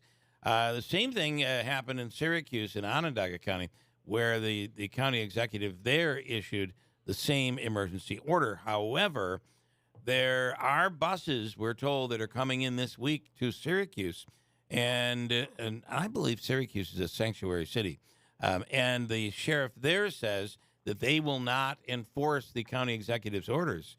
So we will be getting some of those migrants up here in Onondaga. Is that what he said, or he said, I won't pull over the bus on suspicion? He said he will not enforce the order. Wow. Mm-hmm. Oh, wow. Okay. Yep. So we're seeing that spread out. So it'll go to places like New York City and then spread from there, Tanya. I guess my question is, and I've kind of been fuzzy on this, for the longest, is you mentioned, okay, let me make sure I got that right. There's a county official that says that it's now illegal to house migrants in hotels? Yes. So this is all about... How do you do that? Well, and that's what the sheriff is saying, that he feels that the executive order, and I have to say this is all about funding. Utica is a very diverse city and has been called a melting pot of its own in upstate New York. In the last 20 years, the center has placed almost 20,000 migrants, refugees, in this city. So we are very welcoming, I would say, too. But legally done. But here's where the rift is coming in for upstate cities, is that the governor is ordering for this to be done, but there's no funding backing it up. Right. So they feel that unless there is a plan in place and a way to actually fund the operation, they're saying that they can't do it. The question, though, where this is being tested in Onondaga is where the sheriff's saying, I can't enforce this because it's not legal. And I think that's where your question comes from. Yeah, that's exactly what I was asking, because, how do you tell a business, tell a group of people you can't stay here? Yeah. I don't know how that's legal. That's why I was asking the question, because maybe I'm just missing something. I'm not a lawyer, but that sounded kind of odd. I don't know. Again, that's the first time I've heard that. That's interesting. Well, and as our story today that is actually in the Post Standard in Syracuse is that the sheriff there is saying, I can't enforce it. It would be illegal for me to do it. We would be sued. I have a similar question to what Tanya is asking, but at the same time, let's also consider we have immigration laws in this country that are just completely ignored, right? I mean, it's like, how do you put in a new law that is questionable, and how do you enforce it? And at the same time, the reason this is happening is because we have laws on the books that we refuse to enforce. I mean, again, another example of we don't have leadership. And this is not a slam at Biden. I blame Republicans for this too, but we need a concise leadership directive here on how we handle this situation. We need to enforce the laws that we have. The problem is, Tanya, though, once they get in, once these people come in, and certainly we can debate how they're entering, but they're passing through officials who are then allowing them to come into the country. So once they're here, we have to humanely somehow deal with these people. And a lot of people, right? I mean, that's really what this issue is all about. Yeah, there's a lot of people. I mean, New York City has had more than 53,000 migrants bust to New York City in the past year, according to city officials. Wow. It's an enormous amount of people, according to the numbers that they've given. Yeah. And it continues to be a fascinating story as to how different places deal with it, different ways. That continues to be, just fascinating to see, how different people respond. Right.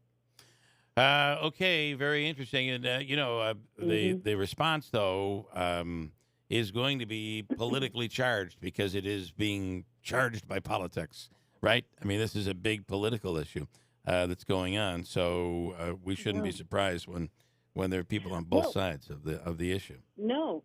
We shouldn't be surprised. Yeah. And, if you'll recall, not quite 10 years ago, I think that was kind of the last gasp we saw where there might have been some sort of bipartisan, people sort of coming together to try and come up with an immigration plan.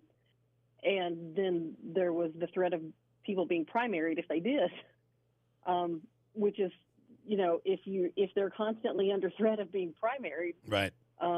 If they even consider talking about it, there's not going to be a federal, any kind of where Congress comes together and says, okay, let's work this out. Yeah. That's just, we've seen that has not happened. Yeah, the primaries, with gerrymandering that has gone on over the last couple of decades, it makes it very difficult for political parties.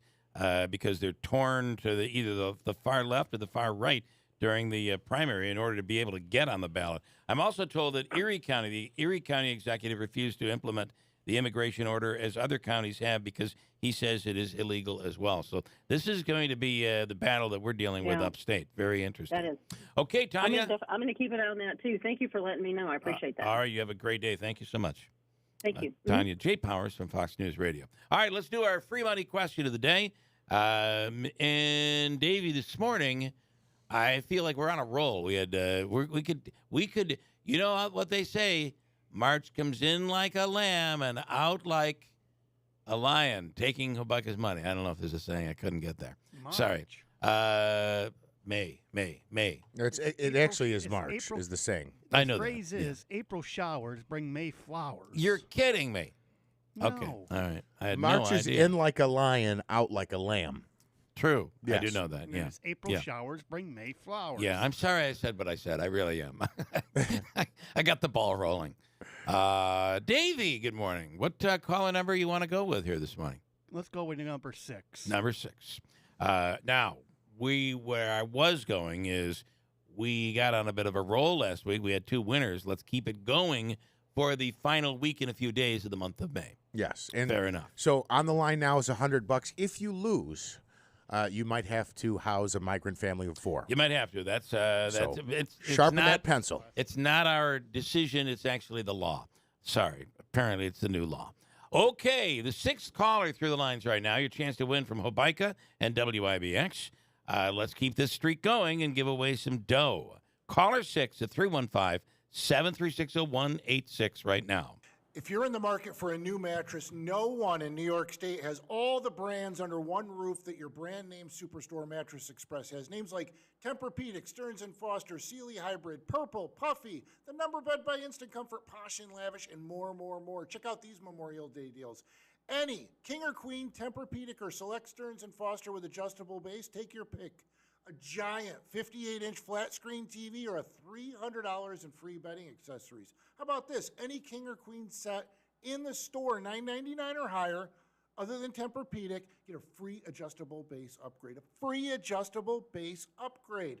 How about the number bed by Instant Comfort? We have the Flex Set and King or Queen, an industry-leading 25-year warranty.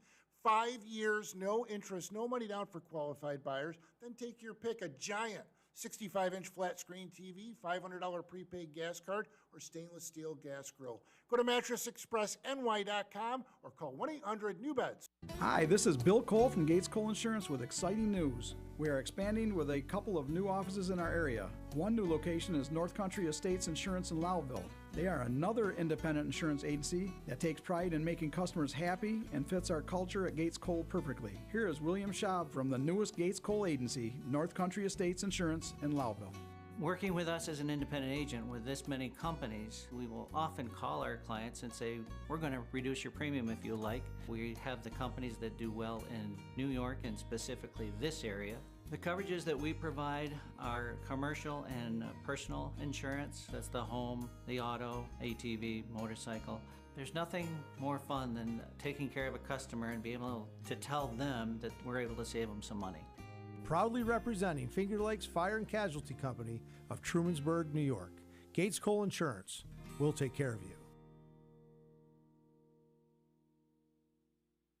Are you ready to make the most important decision for your child's future? Some are easy, some are not. Some make all the difference, like choosing Notre Dame schools. Offering grades pre-K through 12, your child will be ready to learn and thrive in a challenging atmosphere surrounded by great teachers and the most current technology. Notre Dame offers small class sizes, high academic standards, and spiritual fulfillment. At Notre Dame, we foster an environment of diversity and community.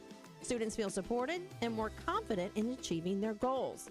Our students learn from each other and are challenged to grow and develop their innate talents. Notre Dame is faith-based, but everyone is welcome. If you have higher expectations for your child, Notre Dame offers a higher level experience. If you're ready to launch your child's future into the most successful career path and build the next generation of leaders, call today for a tour or visit NotreDameUtica.org. Notre Dame schools, ready to learn, destined to lead. Listen, if you're having severe pain, in our family, we've witnessed this, and it is horrific, debilitating pain. There is help. You don't have to live with the pain. We're talking about Dr. Hyder and the Omni Surgical Center in Utica. My dad had debilitating pain to the point where he was losing strength, pain that would not allow for him to sleep. It was heartbreaking to watch. And that pain, you just can't do it. The medicine doesn't work. Nothing works. But a series of things have, and that includes injections from the Omni Surgical Center. So it may mean a less invasive surgery. People are traveling from all over the country and Canada here to have the procedure done here with Dr. Hyder at the Omni Surgery Center. Or in my dad's case, it was injections to relieve the pain that instantly worked. It's just nothing short of a miracle. So if you're living with pain, there is an answer. Go to the website, killpain.com. Dr. Hyder and the Omni Surgery Center, located in the Utica Business Park, and the surgery center is on French Road. Call 315-765-8448 for reservations. Killpain.com. Dr. Hyder and the Omni Surgery Center. WIBX 950 and 106.9 FM. This is Keeler. Yes, sir, Manaski. I have a correction. Okay. We were talking about possible government shutdown. I mentioned 2013 in Obama's second term, but this was sent to me, and thank you. The longest government shutdown in U.S. history, this is an article from Politico, the longest government shutdown in U.S. history came to an end on Friday of 2019.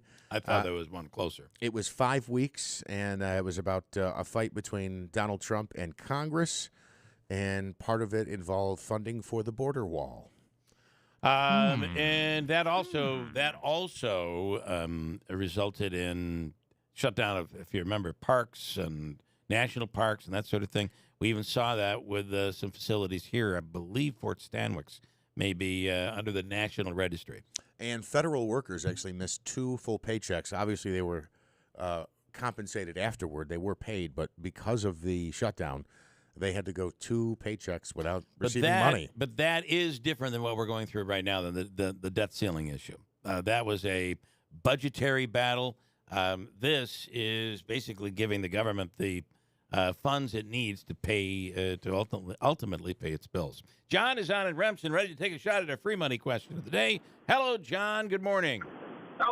Hello, Bill. How are you? Good. Are you ready to go here? Let's keep this streak alive. Yes, sir. All right. Right. Here is your question. What number on the jersey did legendary running back Jim Brown wear in Cleveland? Ready, go. 30. Number 30. Was it for the money? Number 30. It's more of an OJ thing. It was number 32. Yeah, and he was, of course, legendary 44 at Syracuse when he played there. We'll give you the Utica All-in-One Food and Fun card. It's a $25 gift card at Aquavino Babes, 72 Tavern and Grill, Taylor and the Cook, any of the concession stands at Adirondack Bank Center or Nexus, and also at Cookie's Q and Creamery, which is now open not only at the golf course, the mini golf course over here in Marcy, but on North Genesee Street. And tomorrow is Tuesday, so it's 2 for Tuesday. Davey, $2 hot dogs. You get 2 hot dogs for $2 tomorrow at Kukie's. It's every Tuesday. All right, John, stand by. Davey's going to hook you up. Thanks, Bill. All right, thanks so much. Dun, dun, dun. That's $2. Now, think about this for a second. You could sit right down there, Celeste. That's Good morning. $2. You get 2 hot dogs. Now, the problem you have here is you're getting a $25 gift card.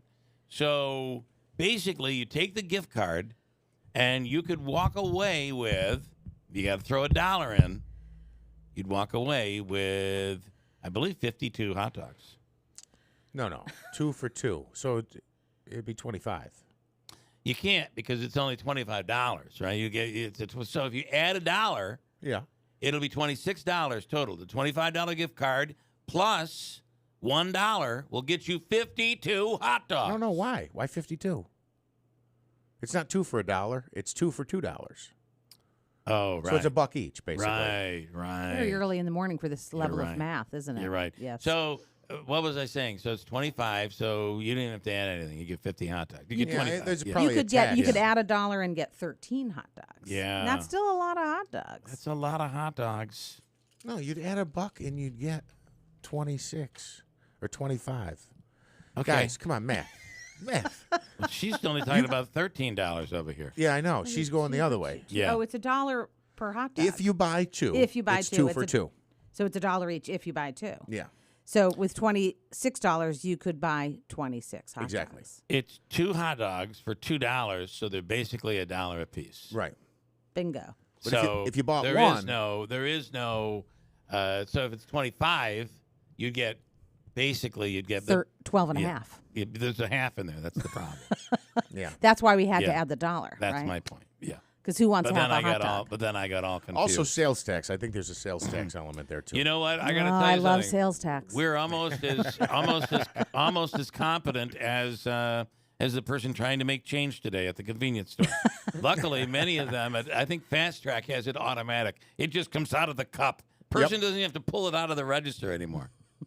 Only the coins, not the cash. Is that sales tax inside the city limits? That's what I want to know. Because that's the sales tax I believe in. Celeste Friend is in studio. She's running for mayor. I'm hearing there's I like to call them ambushes, but you could also call it a Meet the Candidates forum tonight in Thanks. That really makes me feel better, Bill, about my evening plans. Well, it's happening in North Utica. It is. So there is a North Utica mayoral forum tonight at 6:30. That is the most set up. Trust me, it's going to be a giant setup. So good luck. Well, it depends on who runs it because it is Davey. Who's running that forum tonight? The whack jobs that you talked about on Friday. Are you sure? Because No, ask Celeste. She's the one that told me. That wasn't my language. You didn't call them whack jobs? I did not. Come on. This is the setup. Oh, this is the setup. You're in good right trouble. here in this whack studio. jobs. Yeah. Okay. I believe Piacentino is the moderator. So good luck. I believe that's correct. Yeah. Okay. You went to did you go to the one that was the school board forum? I did. Yes. I went As a to matter of every fact, I school watched her board live forum. stream. That's how I that was live how I streamed found it. out. I went to every single of the That Thank you, one, Celeste. That You're one was welcome. a giant setup. That was, yeah. Yeah. Yeah. Well, it didn't work out well, did it? It didn't. It worked out for us. Democracy, you know. Yay, Okay. democracy. All right. First of all, I do want to ask you. You see what's happening around the state, and we're seeing sheriffs who are coming out and saying, "I'm sorry, I can't enforce this because it's against the law." The migrants coming into New York City and then being shipped upstate, bused upstate. We're beginning to see that happen up here. There are, at least in Syracuse. Now, County Executive Anthony Paccetti has issued an order saying they cannot legally come here. The same order was issued in Onondaga County, but the sheriff there is saying he cannot enforce that because it is illegal. What is your thought, and are you opposed? Do you oppose County Executive Pacetti's order? First, I want to say, to just kind of set the stage, you know, all of this sort of drama and hype about this idea that when Title 42 ended, suddenly there would be an enormous influx of migrants across that border just didn't happen. So there has actually been calm at the border. There has been a lot of movement across the border. But ending Title 42 didn't suddenly result in large numbers of people crossing the border. It did in the beginning initially as we were coming up on it. Right. But part of the, critics are saying that what's happening is the reason there's no big bombardment of people is because we're just flowing them through and distributing them. So you're not holding them up. And by not holding them up, it's not creating the chaotic scene. So maybe there are big numbers coming through. Either way, these are I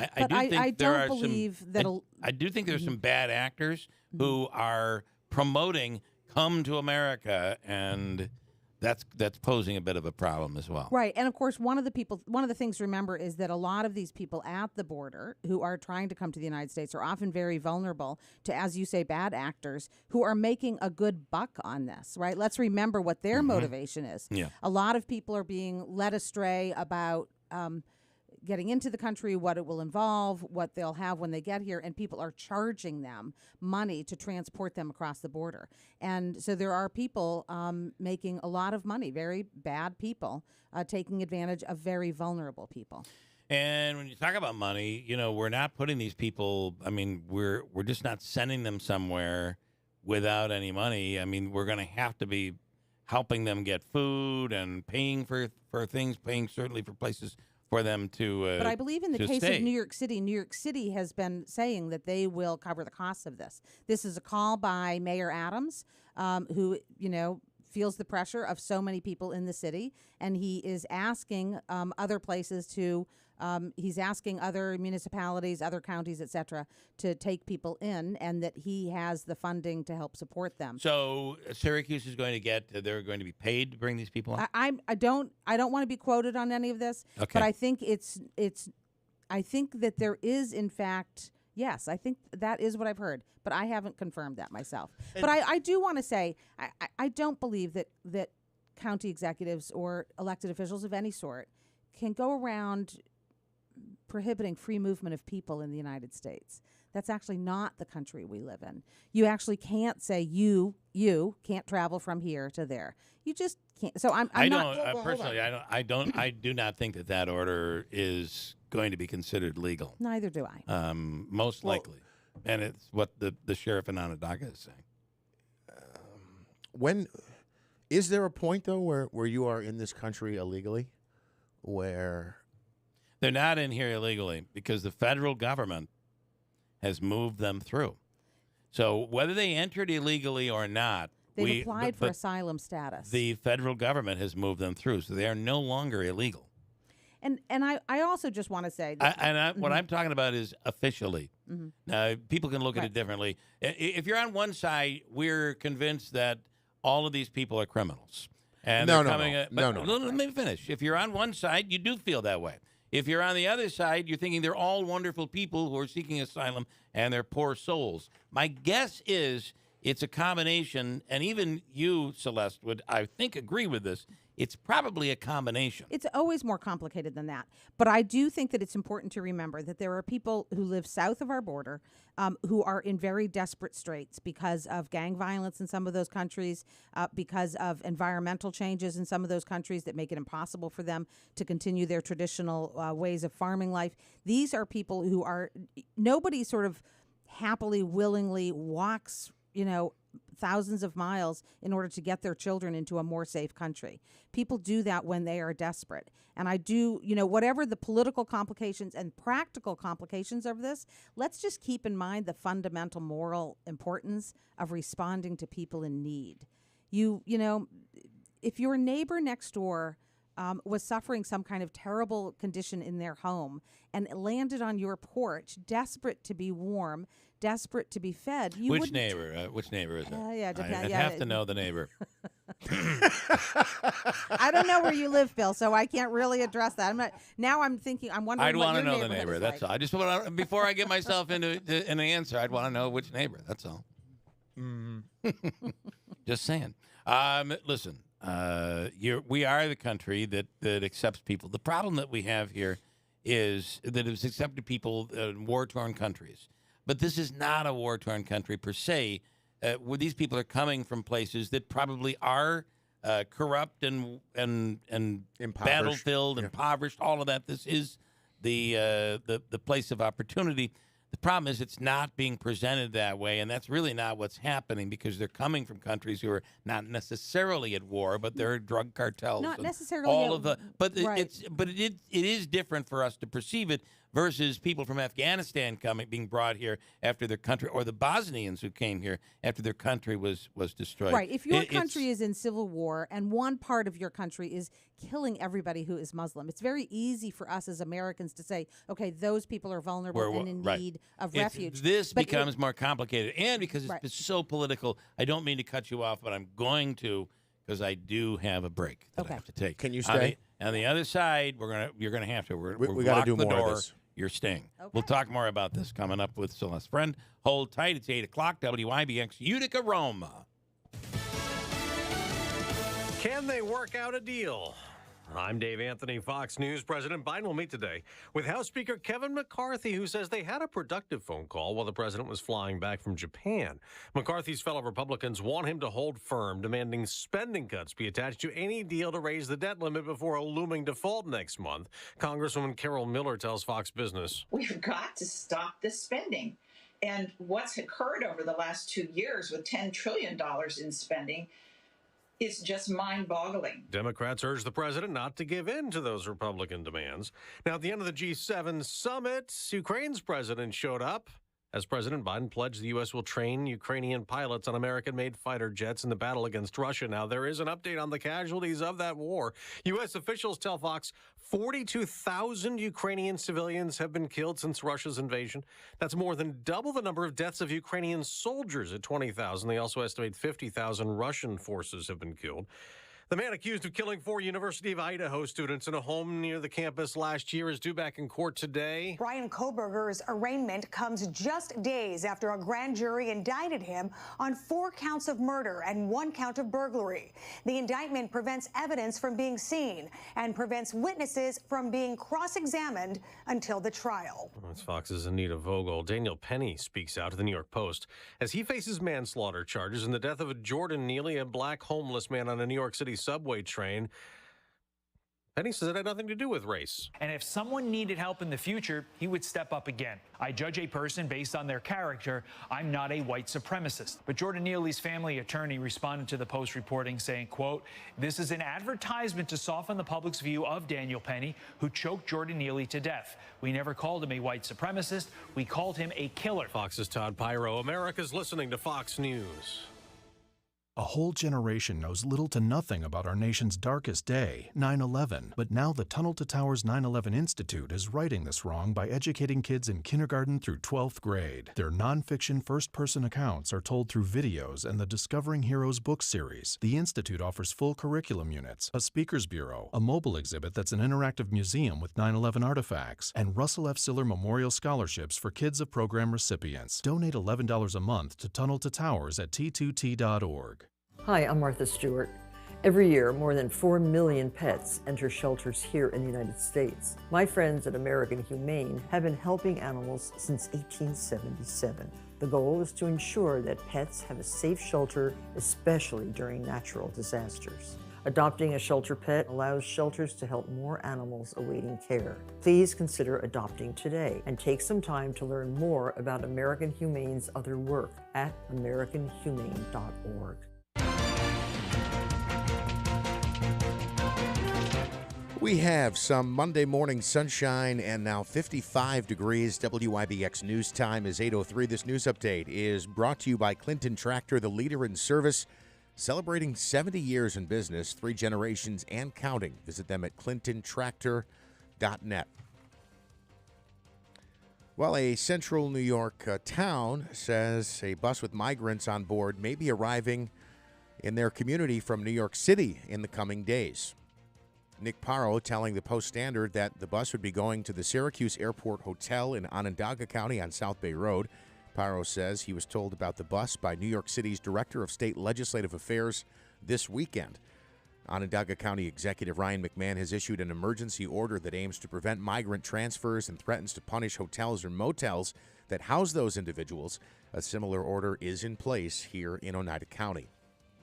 If you're worried about being able to put food on the table, you are invited to attend a drive-through food giveaway that is happening today in Utica. It's set to run from 2 until 6:30 at the Johnson Park Center Food Pantry on West Street. Among the items being given away, chicken, cheese, pasta, fruit, and vegetables. Anyone who doesn't have a vehicle can still show up tomorrow at the pantry between the hours of 3 and 6 p.m. Gas prices locally down a penny over the last week. According to AAA, the average cost for a gallon of regular fuel is $3.67 in the Utica-Rome market. That's a penny less than our neighbors in Syracuse are paying. The statewide average is $3.65. The New York State Thruway Authority is holding a public hearing to get feedback on proposed toll hikes. Officials say if it is approved, Easy Pass holders would see a 5% toll increase next year, followed by another 5% increase in 2027. A virtual hearing on the matter is scheduled for June 5th. Your WIBX Weather Center forecast calling for mostly sunny skies for much of the day today, although we do have a chance of a pop-up rain shower, maybe a thunderstorm this afternoon. Today's high 72. Tonight, partly cloudy skies, an overnight low of 46. Tuesday, slight chance of showers between 1 and 2 p.m., and it may include a thunderstorm as well. Otherwise, mostly sunny with a high of 77. Chance of showers Wednesday. Then showers likely and maybe a thunderstorm later in the afternoon. Early in the day, though, mostly sunny with a high of 70. Mostly sunny on Thursday and a high of 63. Bill, right now, sunny skies, 55 degrees. WIBX News Time is 8:06. All right, in sports, the Mets get a sweep. The Yankees get a sweep as well. The Mets have now won 5 straight games as they completed a series sweep and a doubleheader sweep against the Cleveland Guardians. 5-4 was your final in the first game. The Mets pulled out a 2-1 victory in the nightcap. Justin Verlander striking out 5, allowing 1 run on 3 hits over 8 innings. The Mets are now 25-23. They open up a 3-game series in Chicago against the Cubbies starting tomorrow. The Yankees extended their winning streak to 4 games as they swept the Reds. New York topped Cincinnati 4-1 at Great American Ballpark yesterday. The Yankees now 29-20. They're third in the AL East. They host the Baltimore Orioles for the start of a 3-game set that begins tomorrow night as well. Breanna Stewart, historic home debut for the New York Liberty. The 28-year-old scored a career-high 45 points in her first game at the Barclays Center as a member of the Liberty as they beat Indiana 90-73. New York now 1-1. They host the Connecticut Sun coming up on Saturday in Brooklyn. For the third time in his career, Brooks Koepka is the winner of the PGA Championship. Koepka became the first LIV golfer to win a tournament after finishing atop the leaderboard at 9 under par at Oak Hill Country Club in Rochester. A pair of players finished tied for second place. Victor Hovland and Scotty Scheffler each ended at 7 under par. The Miami Heat now one game away from the NBA Finals as they beat up on the Celtics 128-102 in Game 3 last night in the Eastern Conference Finals. Game 4 of the Western Conference Finals tonight as Nikola Jokic and the Denver Nuggets look to complete a 4-game sweep of LeBron James and the Lakers. That game coming tonight at the Crypto.com Arena. What else do I have here? Framber Valdez, a complete game shutout as the Astros blank the A's. Andy Murray is withdrawing from the French Open. He's taking time to prepare for Wimbledon. And Kyle Larson taking home a big cash prize, after winning the NASCAR All-Star race in North Wilkesboro. I got that right, Smitty? Okay, good. And then also news today, we had a major star in the sporting world and from Syracuse University, of course, who passed away over the weekend. Bill, and that, of course, was Jim Brown. Jim Brown, yeah, 87 years old.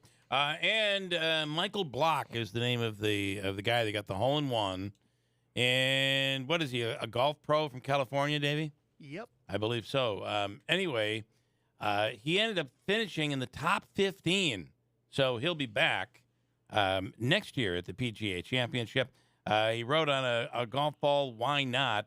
Here he is talking about his hole-in-one and the fact that he was very emotional, able to play along with some of the greatest golfers in the world. Here we go. Get this man a tissue. You can dial this trajectory right. Looks very good. He's got the distance right.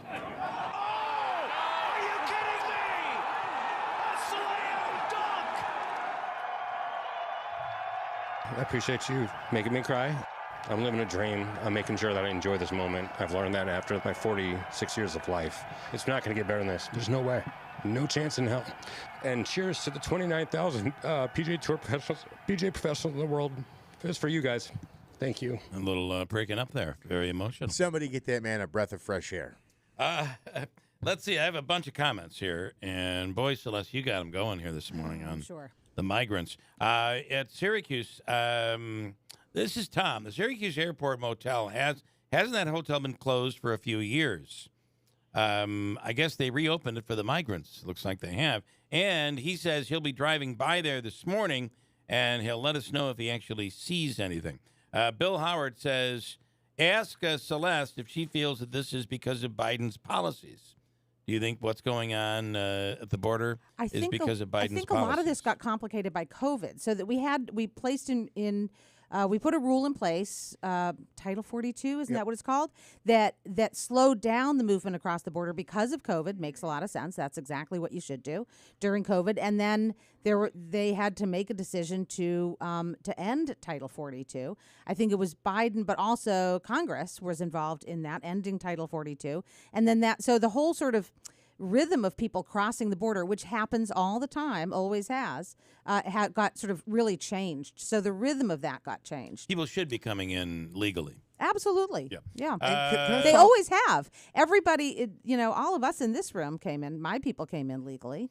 We snuck in. My family snuck in. We were criminals. But also, why are we not surprised, Bill? Big moonshiners back in the day. But also, the whole idea of legal versus, I don't know that my people came in a long time ago. There was no legal or illegal. They just got on a boat and got off the boat. I want to follow up on the shores of New England, and there was no legal and illegal. They just arrived. Right? Bill, and you made the point fairly that they're being bussed up here by the federal government, so that would make them legal. And this is so I do have a comment, and then I'll let you finish. So how about the county saying the hotel that takes the illegal immigrants? See, that's the problem. They're no longer considered illegal, because they have been processed or not processed and pushed through, and now being basically bussed around the country. So they're all documented in some way or another. So, and this is the term that'll. That's not what we're hearing. We're hearing that they're not necessarily documented. Okay. They have a court not date of processed. 2035. And they're asked to come back. Mm-hmm. They're asked to come and back. the vast majority of people who are asked to come back do, by the way. The Okay, vast well. majority of migrants who are given a court date show up at their court date, like over 99%. So this is not necessarily like there's an entrance gate and everybody who crosses the border, maybe everybody who's being bussed comes through this entry gate where they have some interaction with our federal government. But the whole argument about the wall is that there are many places where people just cross into the United States. Well, and a lot of drug smuggling. That's where a lot of the drug smugglers And are. people smuggling, Yeah. right, that there are people And making people money smuggling, crossing. Right. So there becomes the issue. And when I say it's probably a combination, I'm sure there are people who are seeking asylum who are, I mean, just think of the number of people that are trying to get their children over. Right. But and at the often, same time, I also think it's an opportunity for drug smuggling. Right. And those children often come unaccompanied. And think about what choice any parent is making when they put their child on a path, say, walk in this direction until you get to safety. Things have to be pretty bad at home. And I hope that we can all sympathize with any parent who would make that choice for their child. Well, and this, things are pretty bad at home. This was a comment that just came in. Those long lines that you see on the news of 20 to 40-year-old men. Hang on, I lost it now. 20 to 40-year-old men look like they were in desperate need. Give me a bleeping break. Not every case is the one that you just described. No, it's complicated. Absolutely. It's complicated. And which is why I said I feel it's a combination of all of the above. That's what's going on. I mean, And because I'm if you're sure- a bad actor, you see opportunity here. And There's I'm no sure doubt. it would be better if the federal government had more resources to devote to processing people at the border and weeding out the bad actors and figuring out who really is in need. And I think a lot of them are. I never thought that this would be an issue that would be brought up in a mayor's. Well, I have to say, one of the things But I it love is now, about all of a local sudden. politics is that we don't get wrapped up in this kind of national political Right. divisive sort of subjects. It's one of the things that I've always really enjoyed about being a local politician is that, most of our concern is with paving the streets and how to generate more Yeah. sales tax and how to make sure that people feel included in their government. Those are all the Potholes. things that I really care about. Potholes. But for the first time, this is an issue that is really affecting and could very well affect the mayors in our cities. Davey, I'm going to move on. I'm going to scratch that interview. I'll talk more with you about all of this coming up. Do you have something to add? Well, back in someone commenting here when you said about family coming to the United States. Back in the day when my family came here, this is what somebody's saying, you had to have a sponsor here and a place to live. You didn't just show up expecting those things to be provided to you. I think that's been true at some points in history, but I also think there have been points in history when that hasn't been true. When the United States at the turn of the last century, right, when we had enormous need for people to come and work in mills and things like that, and we opened and people came in large numbers through Ellis Island, for example, and I don't think then you had to have sponsors. I that's absolutely true that there have been points you had to have a sponsor, you had to have things lined up, etc. I think before our But I our don't think that's involvement always been true. Before our involvement in World War II, I believe it may have been. Right. It may have been true. People came over in large numbers and filled up tenement buildings in lower Manhattan and went to work in the mills. And they didn't come with sponsorship and with sort of economic promises and things like that. Well, like anything else, policy has changed over the years. But either way, this is what we're dealing with right now, and it's not as simple as just saying you can't come in, and it's going to be very interesting to watch.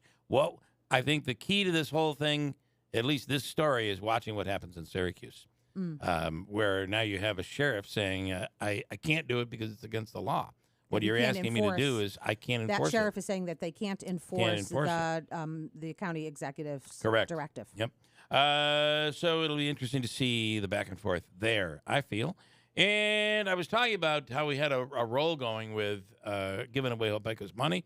And let's keep it going as we end and we go out of May. And I tried to come up with a line that, March comes or May came in like a lamb, but is going out like a lion because we're giving away so much money and it didn't work, right? Davey had a fit over that line. Sorry, Davey. I'm sorry. I know I screwed it up. I apologize. Mike says what you're trying to say is May goes in like a Hopeika and goes out like a carom. That's what you're trying to say. Oh, Lordy. Oh, my. I think I'll break after that. 8:16. We'll come back and we'll talk more about this and what's going to happen tonight at your forum, Meet the Candidates Forum the Lion's Den you're walking into tonight. 8:16 at WIBX. Are you sick of being just a number or doing a mindless job? Become a craftsman in a trade. Become an IBEW electrician.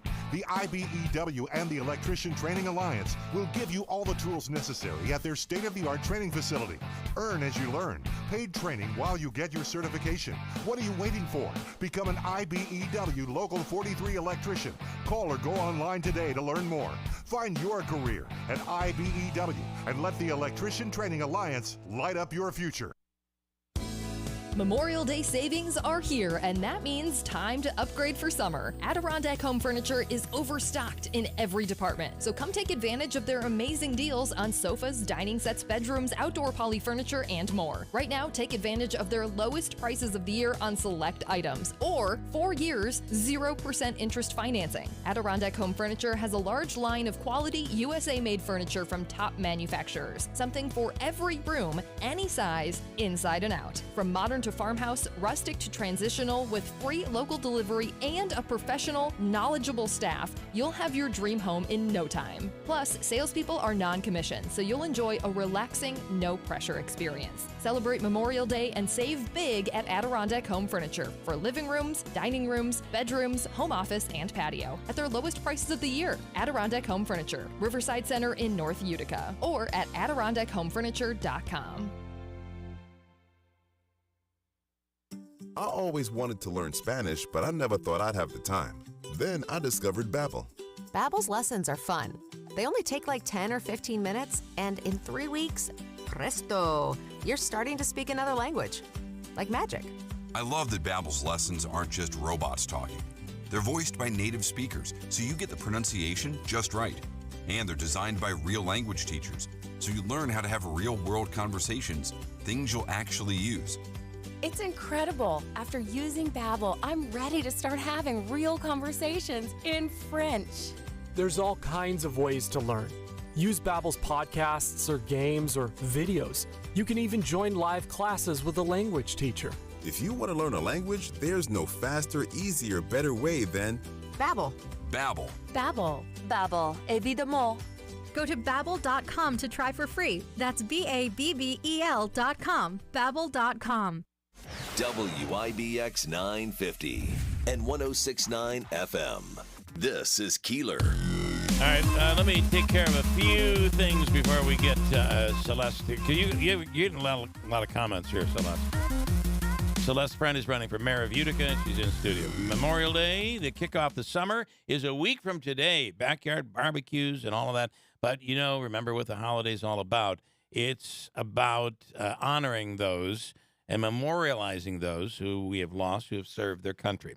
New York Sash would like to assist, and especially in the part where we're kicking off the summer, the unofficial kickoff of summer, with 20% off new windows, doors, and bathrooms, professionally installed, 5-star rated, and 20% off. Plus, they're giving away a Weber grill valued at $675. And all you have to do is get in before the 27th and register to win. So before Memorial Day, get in, and it'll be given away on the 27th, just 5 days away. New York Sash is closed Memorial Day, so their staff can celebrate the kickoff to summer and go to the parades and honor the military and the veterans. But get in through the 27th, stop into the showroom, and you get 20% off your project and a chance to win a grill from New York Sash or Riscony Boulevard in Whitesboro. No purchase is necessary. Manaski with comments. Celeste Friend is running for mayor. She's in studio, and she'll be a part of the Meet the Candidates Forum, the 2 Democrats and 2 Republicans running for mayor of Utica tonight in North Utica. Now, I'm pulling up the comments here, but I just want my own thought on something. Celeste, you gave an example last hour of if my neighbor showed up on my front door hungry or in need of something, I would do my best to help, right? And I tip my cap to you for that. I like to think I would be the same exact way. I was the only honest one in the room. I would want to know. Well, we don't know who we're wondering now about your neighbors in your neighborhood and who lives there. He'll tell you after the show. Here's the thing, though. If one of my neighbors showed up and said, "Hey, look, kind of fallen on tough times. You got an extra seat at the table tonight? I would say absolutely. If 50 of my neighbors showed up and said, "Do you have an extra seat at the table?" I'd probably say, different. "Look, guys, I can't help." Right. I think that there are capacity issues. I think that's absolute. I think that that's a really good point, Jeff. And I think it is easy. It is too easy to say, 1, 2 neighbors show up as opposed to. So there are questions about capacity, and I don't know how to answer them. And I think that they're good questions, but those are empirical questions, right? About how much room do we have? For how many people can we accommodate? How do we make sure that the people that we're sorting out the bad actors, as Bill says, from the people genuinely in need? And I think all of those are tough questions. I think we have to look at them tough. I don't think we can have blanket answers to any of this.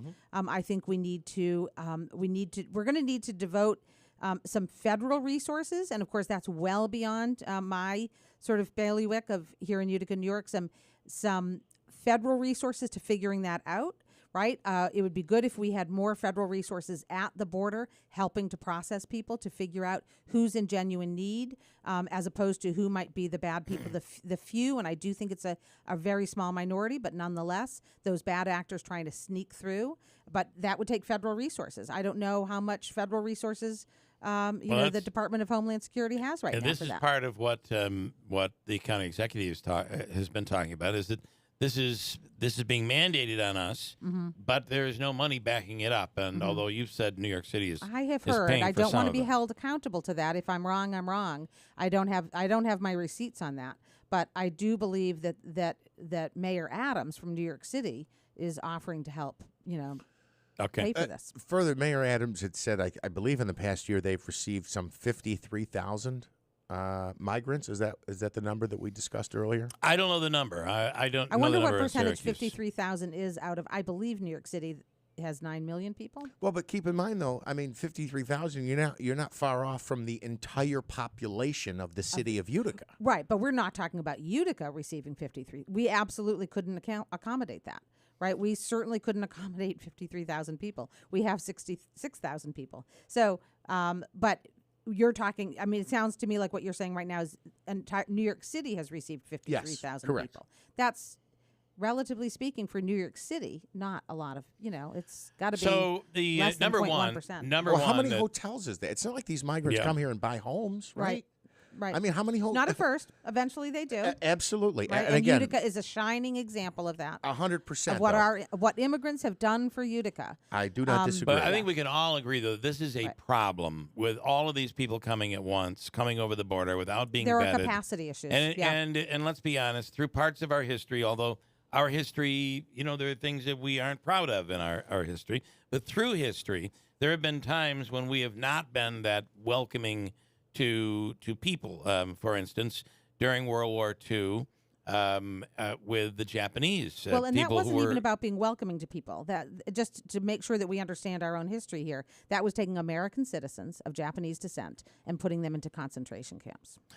They weren't even immigrants. That's not even what I'm talking about. I'm talking about at that point in our history, we weren't welcoming Japanese. We certainly didn't welcome new Japanese, but we also took American citizens and I locked them do up. understand that definitely happened, but those are two different things that I'm talking about. Right. Okay. But there have been times we were not the most welcoming people when it came to Jews coming into this country. Right. I wish I knew my history better about this. There's something Exclusion Act that had to do with we let a lot of Chinese immigrants come and they built the railroads for the country, and then there was some sort of very steep change to that kind of immigration policy. I don't know my history of this well enough. Nonetheless, all I can say is, without going through all of that, we are in a situation where this is a major, major problem with people just pouring into the country from the southern border. Somehow we've got to correct this, and now we're dealing with. Now, I do think that the fact that these people are being shipped around the country,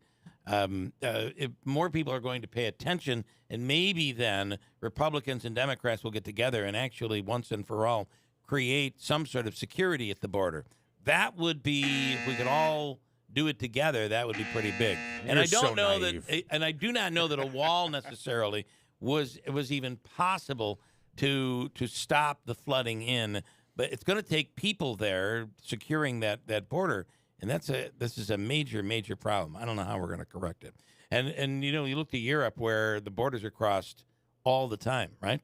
I mean, these are all a bunch of countries that are all bordered together. Well, right, but then we also saw that when the UK decided that they didn't want to be part of that system anymore, and so they pulled out Brexit, right? And they pulled out of that European common system and absolutely devastated their economy.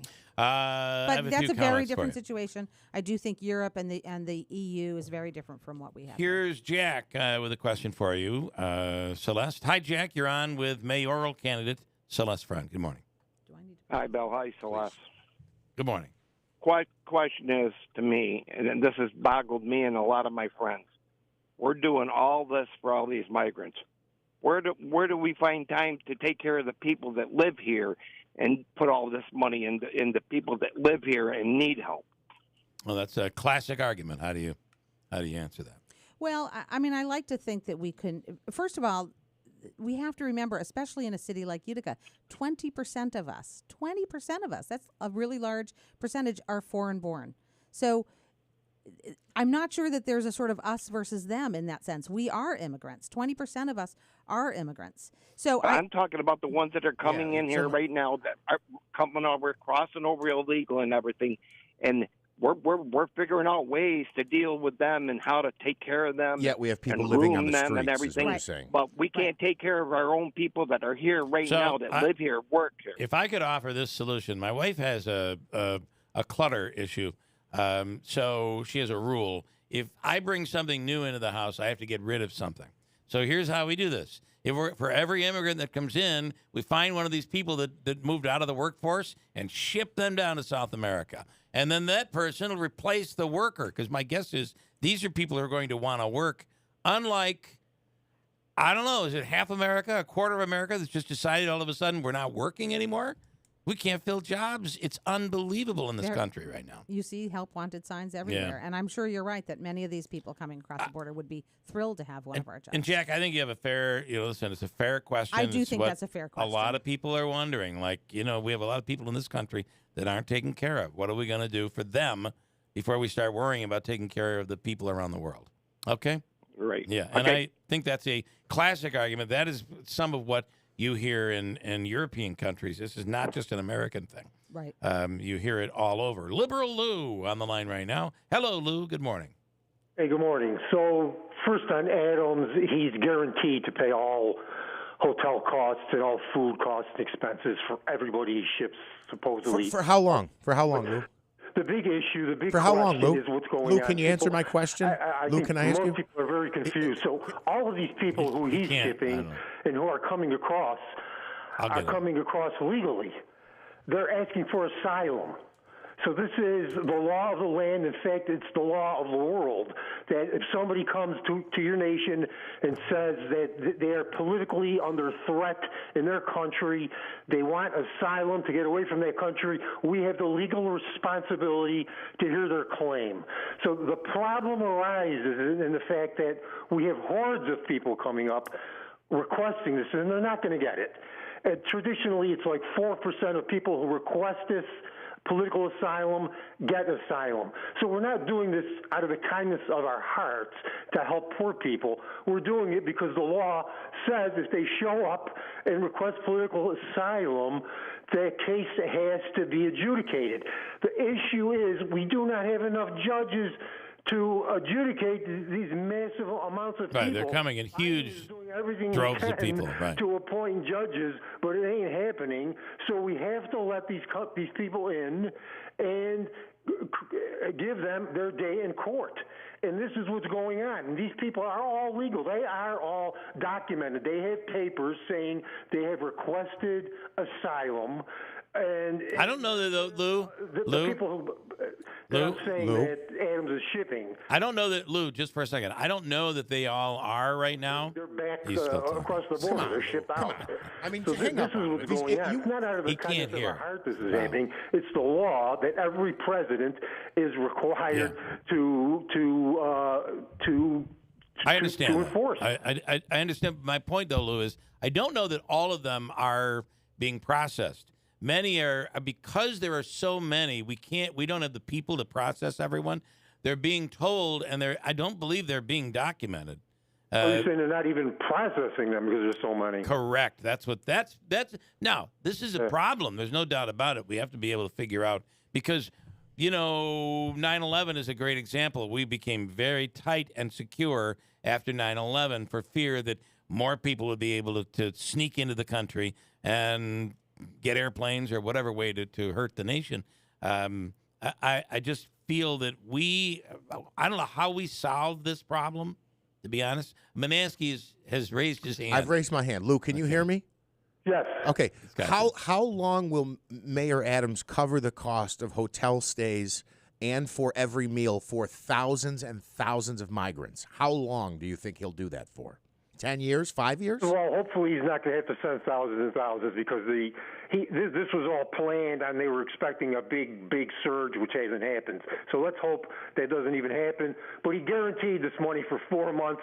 I don't know what that means, if they're going to have to ship these people back to New York City after 4 months, but it's guaranteed for 4. That's all I know initially and what happened. So it is up in the air.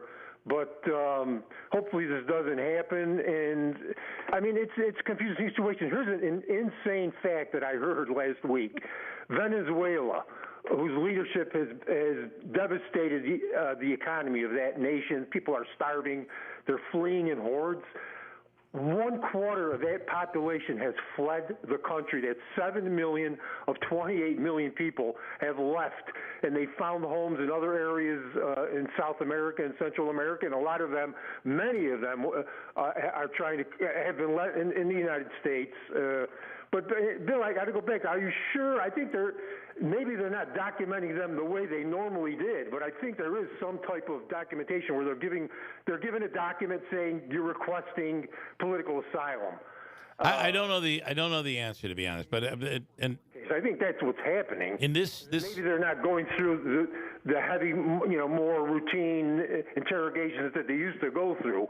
But I'm pretty sure they're not just letting people go, yeah, come on. I'm pretty sure they have to at least sit down for a minute or two. I don't think that's happening. And saying you're here for such amount of time, you have to show up for a court case. Is that not true, Bill? I don't think that's happening right now. Because of the large amounts of people. I don't think that's happening. I think that they're processing them in at least some minimal way. Well, you guys can look it up, but I think you're wrong. Yeah.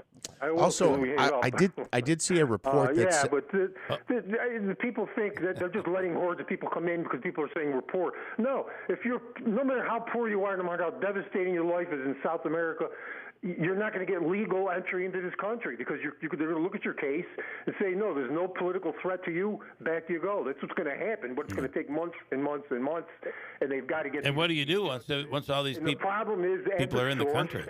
These South American countries are falling apart. Nicaragua had devastating environmental damage. They can't grow food, so people are just fleeing. They have to eat. And Venezuela, our country in Venezuela put massive sanctions on that country because we didn't like their despicable leadership. Yeah. Same thing in Cuba. Isn't the horse from Venezuela? Aren't they all from Venezuela? What was the winning horse? Blazing Sevens. No, in the Kentucky Derby. Mayor. Yeah. Mayor. I'm pretty sure they were from M-A-Y-O-R. No, M-A-R-E. I'm pretty sure they were... Madge. M-A-G-E. Coming back into our country, trying to get in politically. It's nuts. All right. We're not doing a good job here. Listen, no administration, and I know everybody says that Trump stopped the people pouring over across the border. He did not. It was still happening. Maybe it was better under Trump than it has been under Biden. But I don't know the answer to that. However, I think COVID is what happened. I think COVID upset these economies even more. However, it is a huge problem that I don't know how we are short of putting the military down there and lining people up along the border, military up along the border. I don't know how we stop it. That's really the only way I could think that you would stop this from happening. Well, you can't stop it because they're coming here illegally. They're asking for asylum. Right, I understand that. The majority. Yes. They have this dream, which they've been told is going to happen, and it's not. That they're going to come here. They want to work hard and be American citizens. They want the American dream, but it's not going to happen for them because that's not why we're letting them in, and they're going to lose their cases. Okay. It is what's going to happen. Well, the question is, or do they filter out into the country and just kind of meld into society and they never leave? I mean, that's what. A lot of that is going to happen. That's going to end up happening. They're going to be here illegally, and contrary to what the politicians say, they're not going to get any benefits. They're not going to get food stamps. They're not going to be able to go on welfare. They can't even get Social Security. Social Security, illegal immigration has been a boon to Social Security over the past 40, 50 years because these people all pay into it. They don't get a nickel out of it. Right. Because if they're not documented, they can't. They don't qualify. People don't know that. Illegal immigration has actually been a boon to this country. People don't realize that. These people work for next to nothing. They do the jobs we don't want. They make us wealthier, and they live, they live hand to mouth. Lou, I'm going to stop you right there, and I appreciate your time. Thank you. Okay. All right. Thanks. So there's so much true and untrue that we're talking about. I don't know what the truth is anymore, right? I don't know. I'm just going to quickly mention here, I thought Lou did make a very great point on the number of judges needed to process this volume of people. According to a report in the New York Post earlier this month, May 11th, from Brownsville, Texas, some migrants being processed into the U.S. as asylum seekers are being given immigration court dates of 2032 and 2035. And they're allowed to come into the country, right? So yeah, but to your point about what happens over the next 12 years, do they they go to another community and establish themselves? Yeah. And then at that point, if they are working and they are paying taxes and they are contributing to whatever community they live in, why would you ship them out at that point? But also, that means that we've made a political choice not to fund, not to create the appropriate resources at the border to adjudicate these cases in a fair. These people they don't want to wait 12 years any more than you want them to wait 12 years. But if we had enough judges to adjudicate these asylum claims, this would be very different. But we've chosen, as a federal government, our leaders in Washington have chosen not to put those resources Where it begins to get ugly is when they begin to have children. Once these children are born in the United States, they are citizens of the United States. So now you have a child who's a citizen, but the parents are not citizens. Although I hope that we can all agree that that's one of the most wonderful things about the United States is if you're born here, you're a citizen. It's not true in other countries. My wife watches a lot of news and history. And on the Housewives of New Jersey, the woman's husband, the two of them went to jail for something they did illegally. And the husband, who was from Italy, and they have a whole family, and they did really well in New Jersey. They had a beautiful home. Anyway, he got deported because he wasn't a U.S. citizen. And he was doing criminal activity, convicted of criminal activity. Well, then see ya. And they shipped him out. Now he has to, he can't be with his family. Right. That's where this gets a little complicated. I have a couple things to do. We got a break. We'll come back to you, I promise. We're going to talk about local stuff? No, I'd rather not. Davey, bump the next thing. We'll come back and let you talk, okay? I know we got into this immigration thing. But you know what? It is an issue. There's a local county executive order, which is being questioned whether or not that is legal. In Onondaga County, there are people that are coming into Syracuse near the airport. The sheriff is not going to enforce the county executive's order there. It's also happening in Erie County. So all of a sudden, this immigration issue, all of a sudden is becoming an upstate New York issue.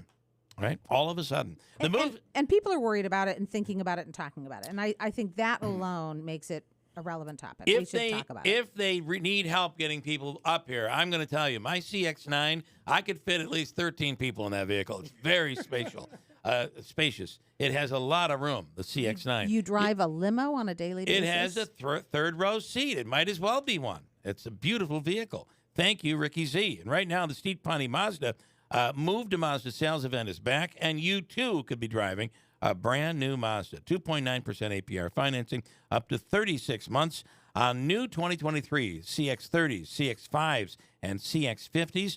Enjoy 0% APR financing on the vehicle that I drive. 36 months on a new 2023 Mazda CX-9. Love the vehicle. Third row seat.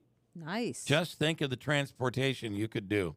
Hey, I need to get people to the polls on January 27th. CX9. June 27th. Can I borrow it? The CX9. Can I There you borrow go. From the dealership that's achieved first place nationally in customer satisfaction, Steve Ponte Mazda Commercial Drive in Yorkville. With 20 locations and originating locally, you're sure to find a Cliff's Local Market near you. Cliff's is your local convenience store and so much more. Did you know that our food is hand-cut by us and made fresh? We offer delicious breakfast sandwiches, pizza made with local homemade dough, and a large variety of tasty wraps, subs, and melts. Cliff's serves up a nice assortment of hot brewed Utica coffee and seasonal blends. Find a location near you at cliffslocalmarket.com. Support local. Cliff's Local Market. We keep you going. Get a great deal on versatile Kubota equipment today, like Kubota BX and L Series compact tractors, part of our tractor lineup rated #1 in durability and owner experience, Z Series mowers, and Sidekick utility vehicles. Stop by your local Kubota dealer today. Bring home select BX Series equipment for 0 down, 0% APR for up to 72 months, plus save up to $800, now through June 30th. See us or go to KubotaUSA.com for more details. Log on or give us a call today at whitesfarmsupply.com. White's Farm Supply.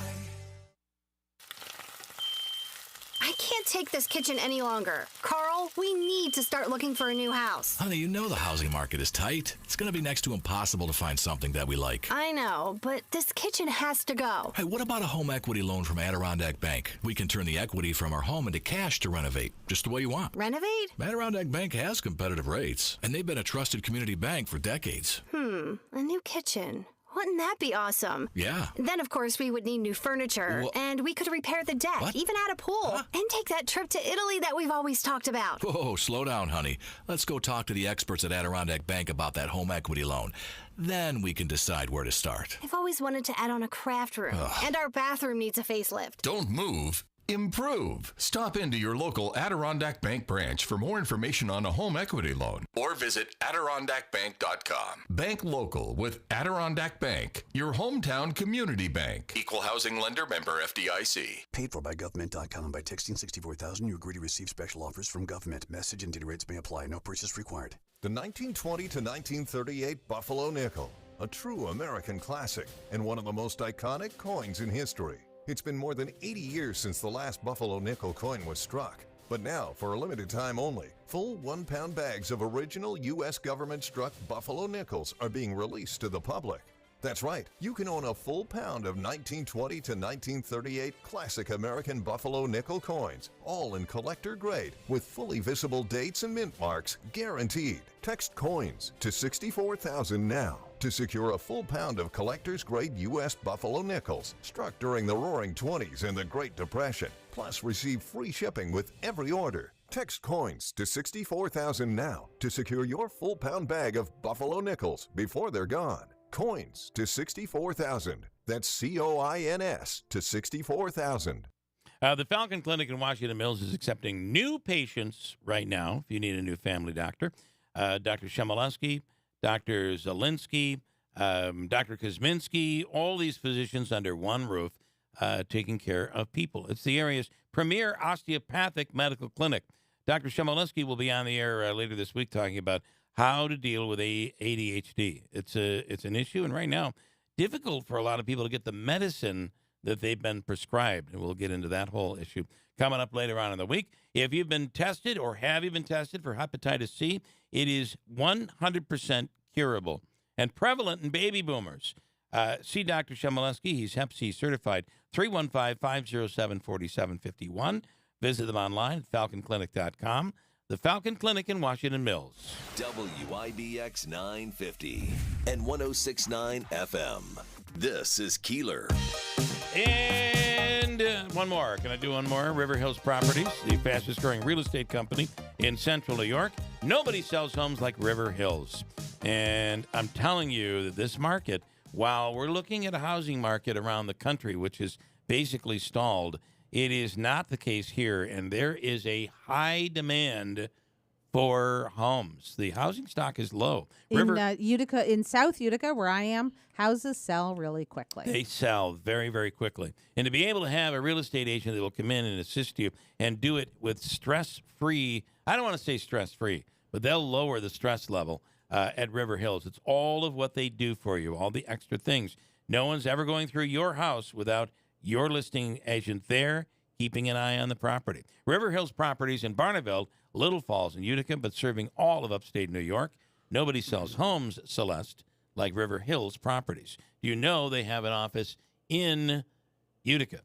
They do. They do. That is the city of the mayorship you're running for. Yes, it is. In Utica. It and is. It's downtown I want where to be Utica's mayor. The Complete Streets debacle. Although for my debacle so my strong. espresso, Mike says, boy, I long for the days when we used to, when talking Utica politics with Celeste, we used to just focus in on the old topics like smart streets or complete streets. Can I wrap up the immigration discussion, though? Right after I tell you that I don't get my coffee in Utica, I travel to New Hartford. It's Daylight Donuts in New Hartford. Listen, you know those sales taxes go to New Hartford. We need those sales taxes here in Utica. I have missed some things. I'm trying to catch up. Character Coffee, Cafe Domenico, Joseph Excuse Petrello, me, I'm Utica doing a Coffee. commercial here. Quiet. Me too. Daylight Donuts, they didn't pay for it. Daylight Donuts in New Hartford, it is the official coffee of this radio program. Chuck is the man. That drive-through is as efficient as what you would want any southern border to be. I'm trying to tie all this together. The segues here are beautiful. I come for the segues. Utica's southern border. That's excellent. I come for the segues. It is right at the southern border of Utica, right there. Just as soon as you cross over into New Hartford, there it is. It's like you've been in the desert, and all of a sudden there's an oasis. It's Daylight Donuts, fresh donuts, fresh coffee. Donuts and bagels and sandwiches, all that stuff made on the premises every day, fresh and delicious. It's Daylight Donuts in New Hartford. And I just want to share this with the camera and to Celeste. I've been trying to refresh. Our app must have, our messaging app must be down this morning. I mean, I've refreshed this 30 times, and I keep getting a message that says 502 bad gateway. Bad gateway. So I apologize for those who are trying to get questions in, and I'm not asking them. It's just because I cannot access them at the moment. Here is Wayne. Hello, Wayne. You're on with a question for Celeste. Hey guys, and Grail.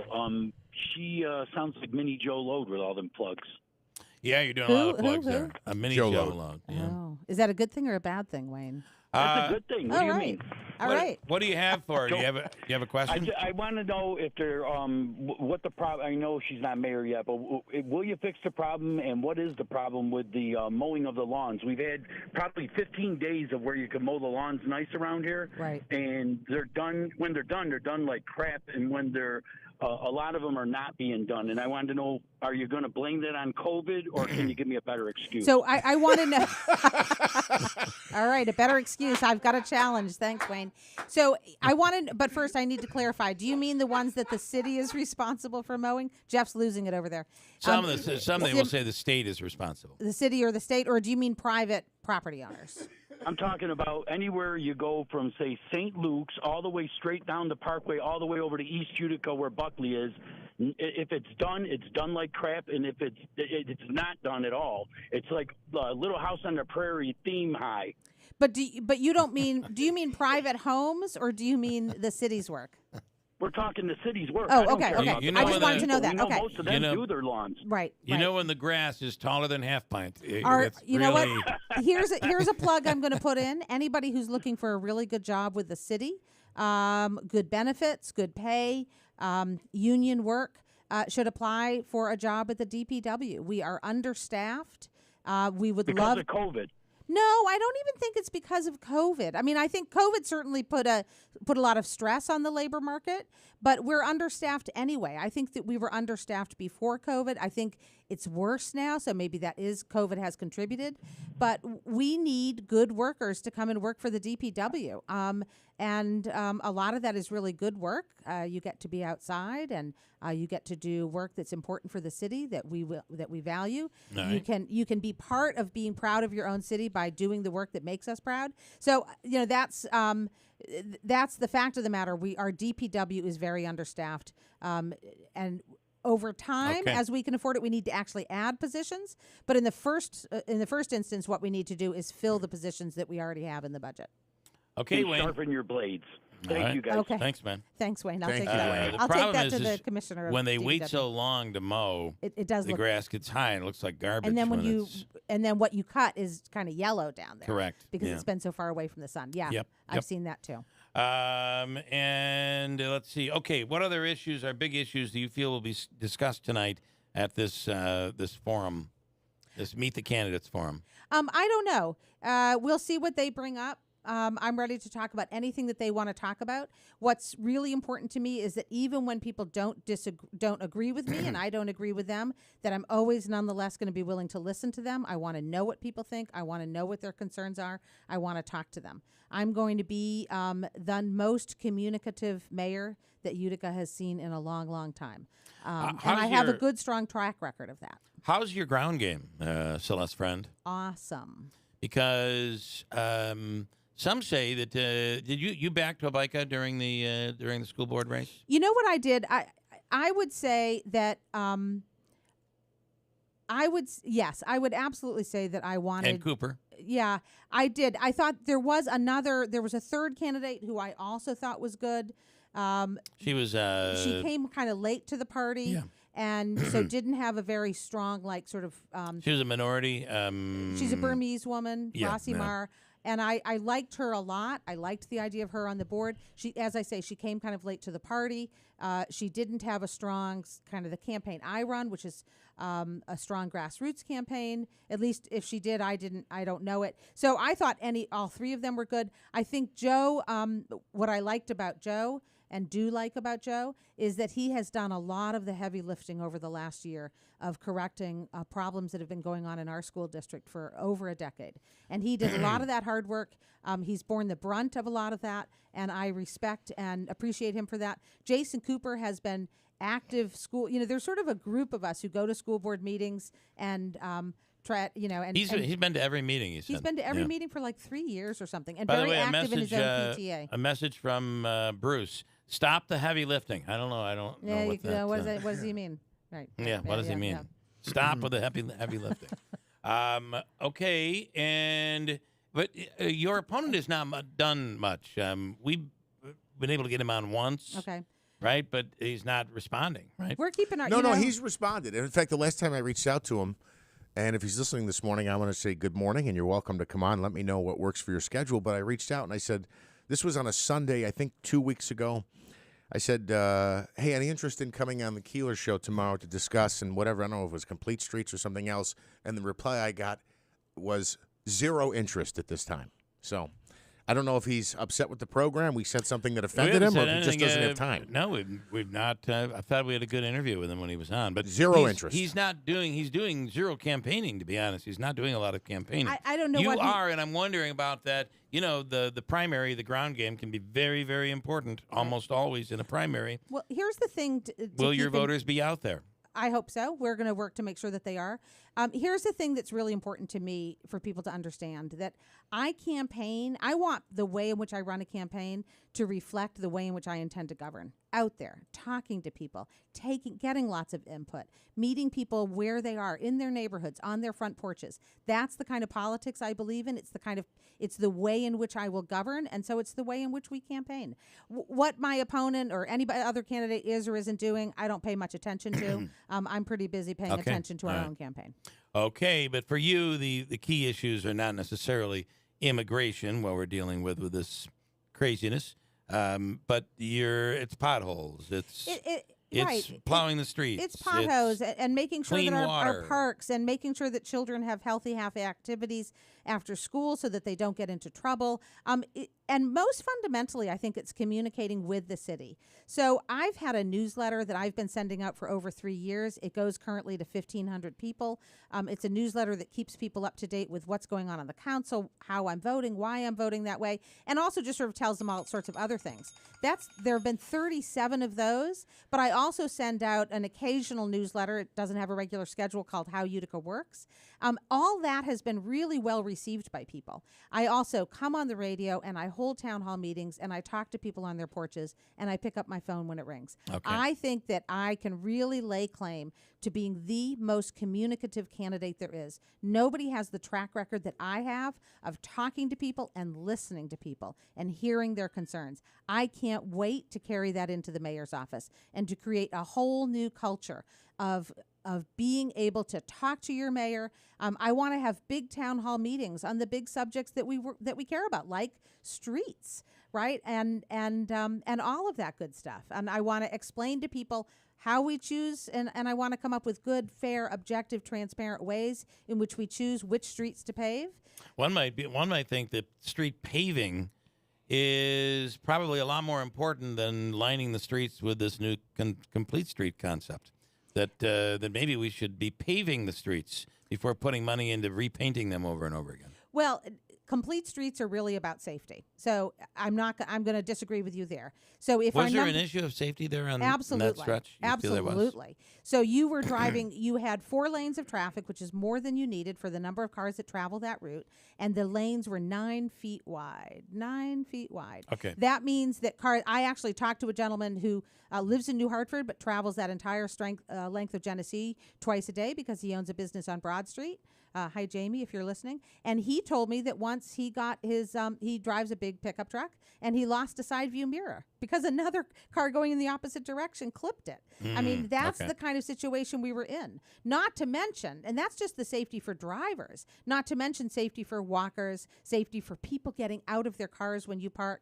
So actually, complete streets, to me, most fundamentally, is a public safety issue. Okay. And plus, they've got an inmate escape route now. It's not a bike lane. It's not a bike lane. All right, tonight's not a bike lane? Meet the Candidates. It's not a bike lane, but you cannot prohibit bikes from being on any street in the state of New York where a car can travel, a bike can travel. Except for the thruway. Meet the Candidates meeting is where? North Tonight Utica? It's at the North Utica Community Center. Okay. Some people call that the North Utica Senior Center, but the North Utica Community Center at 50 Riverside Drive. I believe that their regular meeting starts at 6:30, so they'll do their sort of regular business, and then at 7 p.m. there will be the mayoral forum, and I encourage everyone to come out. Good luck. Thank you. Thanks, Bill. Looking for a great place to go. We were, over the weekend, we went to It's a Utica Thing Kitchen and Bar. The food is so good.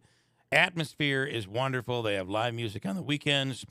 Just some of the items, everything from just their amazing sandwiches. They have a filet steak sandwich that is so good. Remind us where this is, Bill, because I need a place to take volunteers. This is in the Leland, what is it called? Leland Ave. Yep. And it's the Big Lots Plaza. Oh, okay. Okay. Easy. It's a Utica Thing is open Tuesday through Sunday. Dinner time 4 till 10 o'clock. For reservations, 315-738-8946. It's a Utica Thing Kitchen and Bar. In the June primary, Rome Mayor Jackie Izzo was running to keep steady strategic leadership working for Rome. Like 6 years and counting with no tax increase, $70 million in grant funding, $325 million in public and private sector investment, plus dozens of economic development victories, all while maintaining an A-plus financial rating. Beginning with early voting on June 17th, vote for the only endorsed Republican candidate. Vote Mayor Jackie Izzo for Rome. Leadership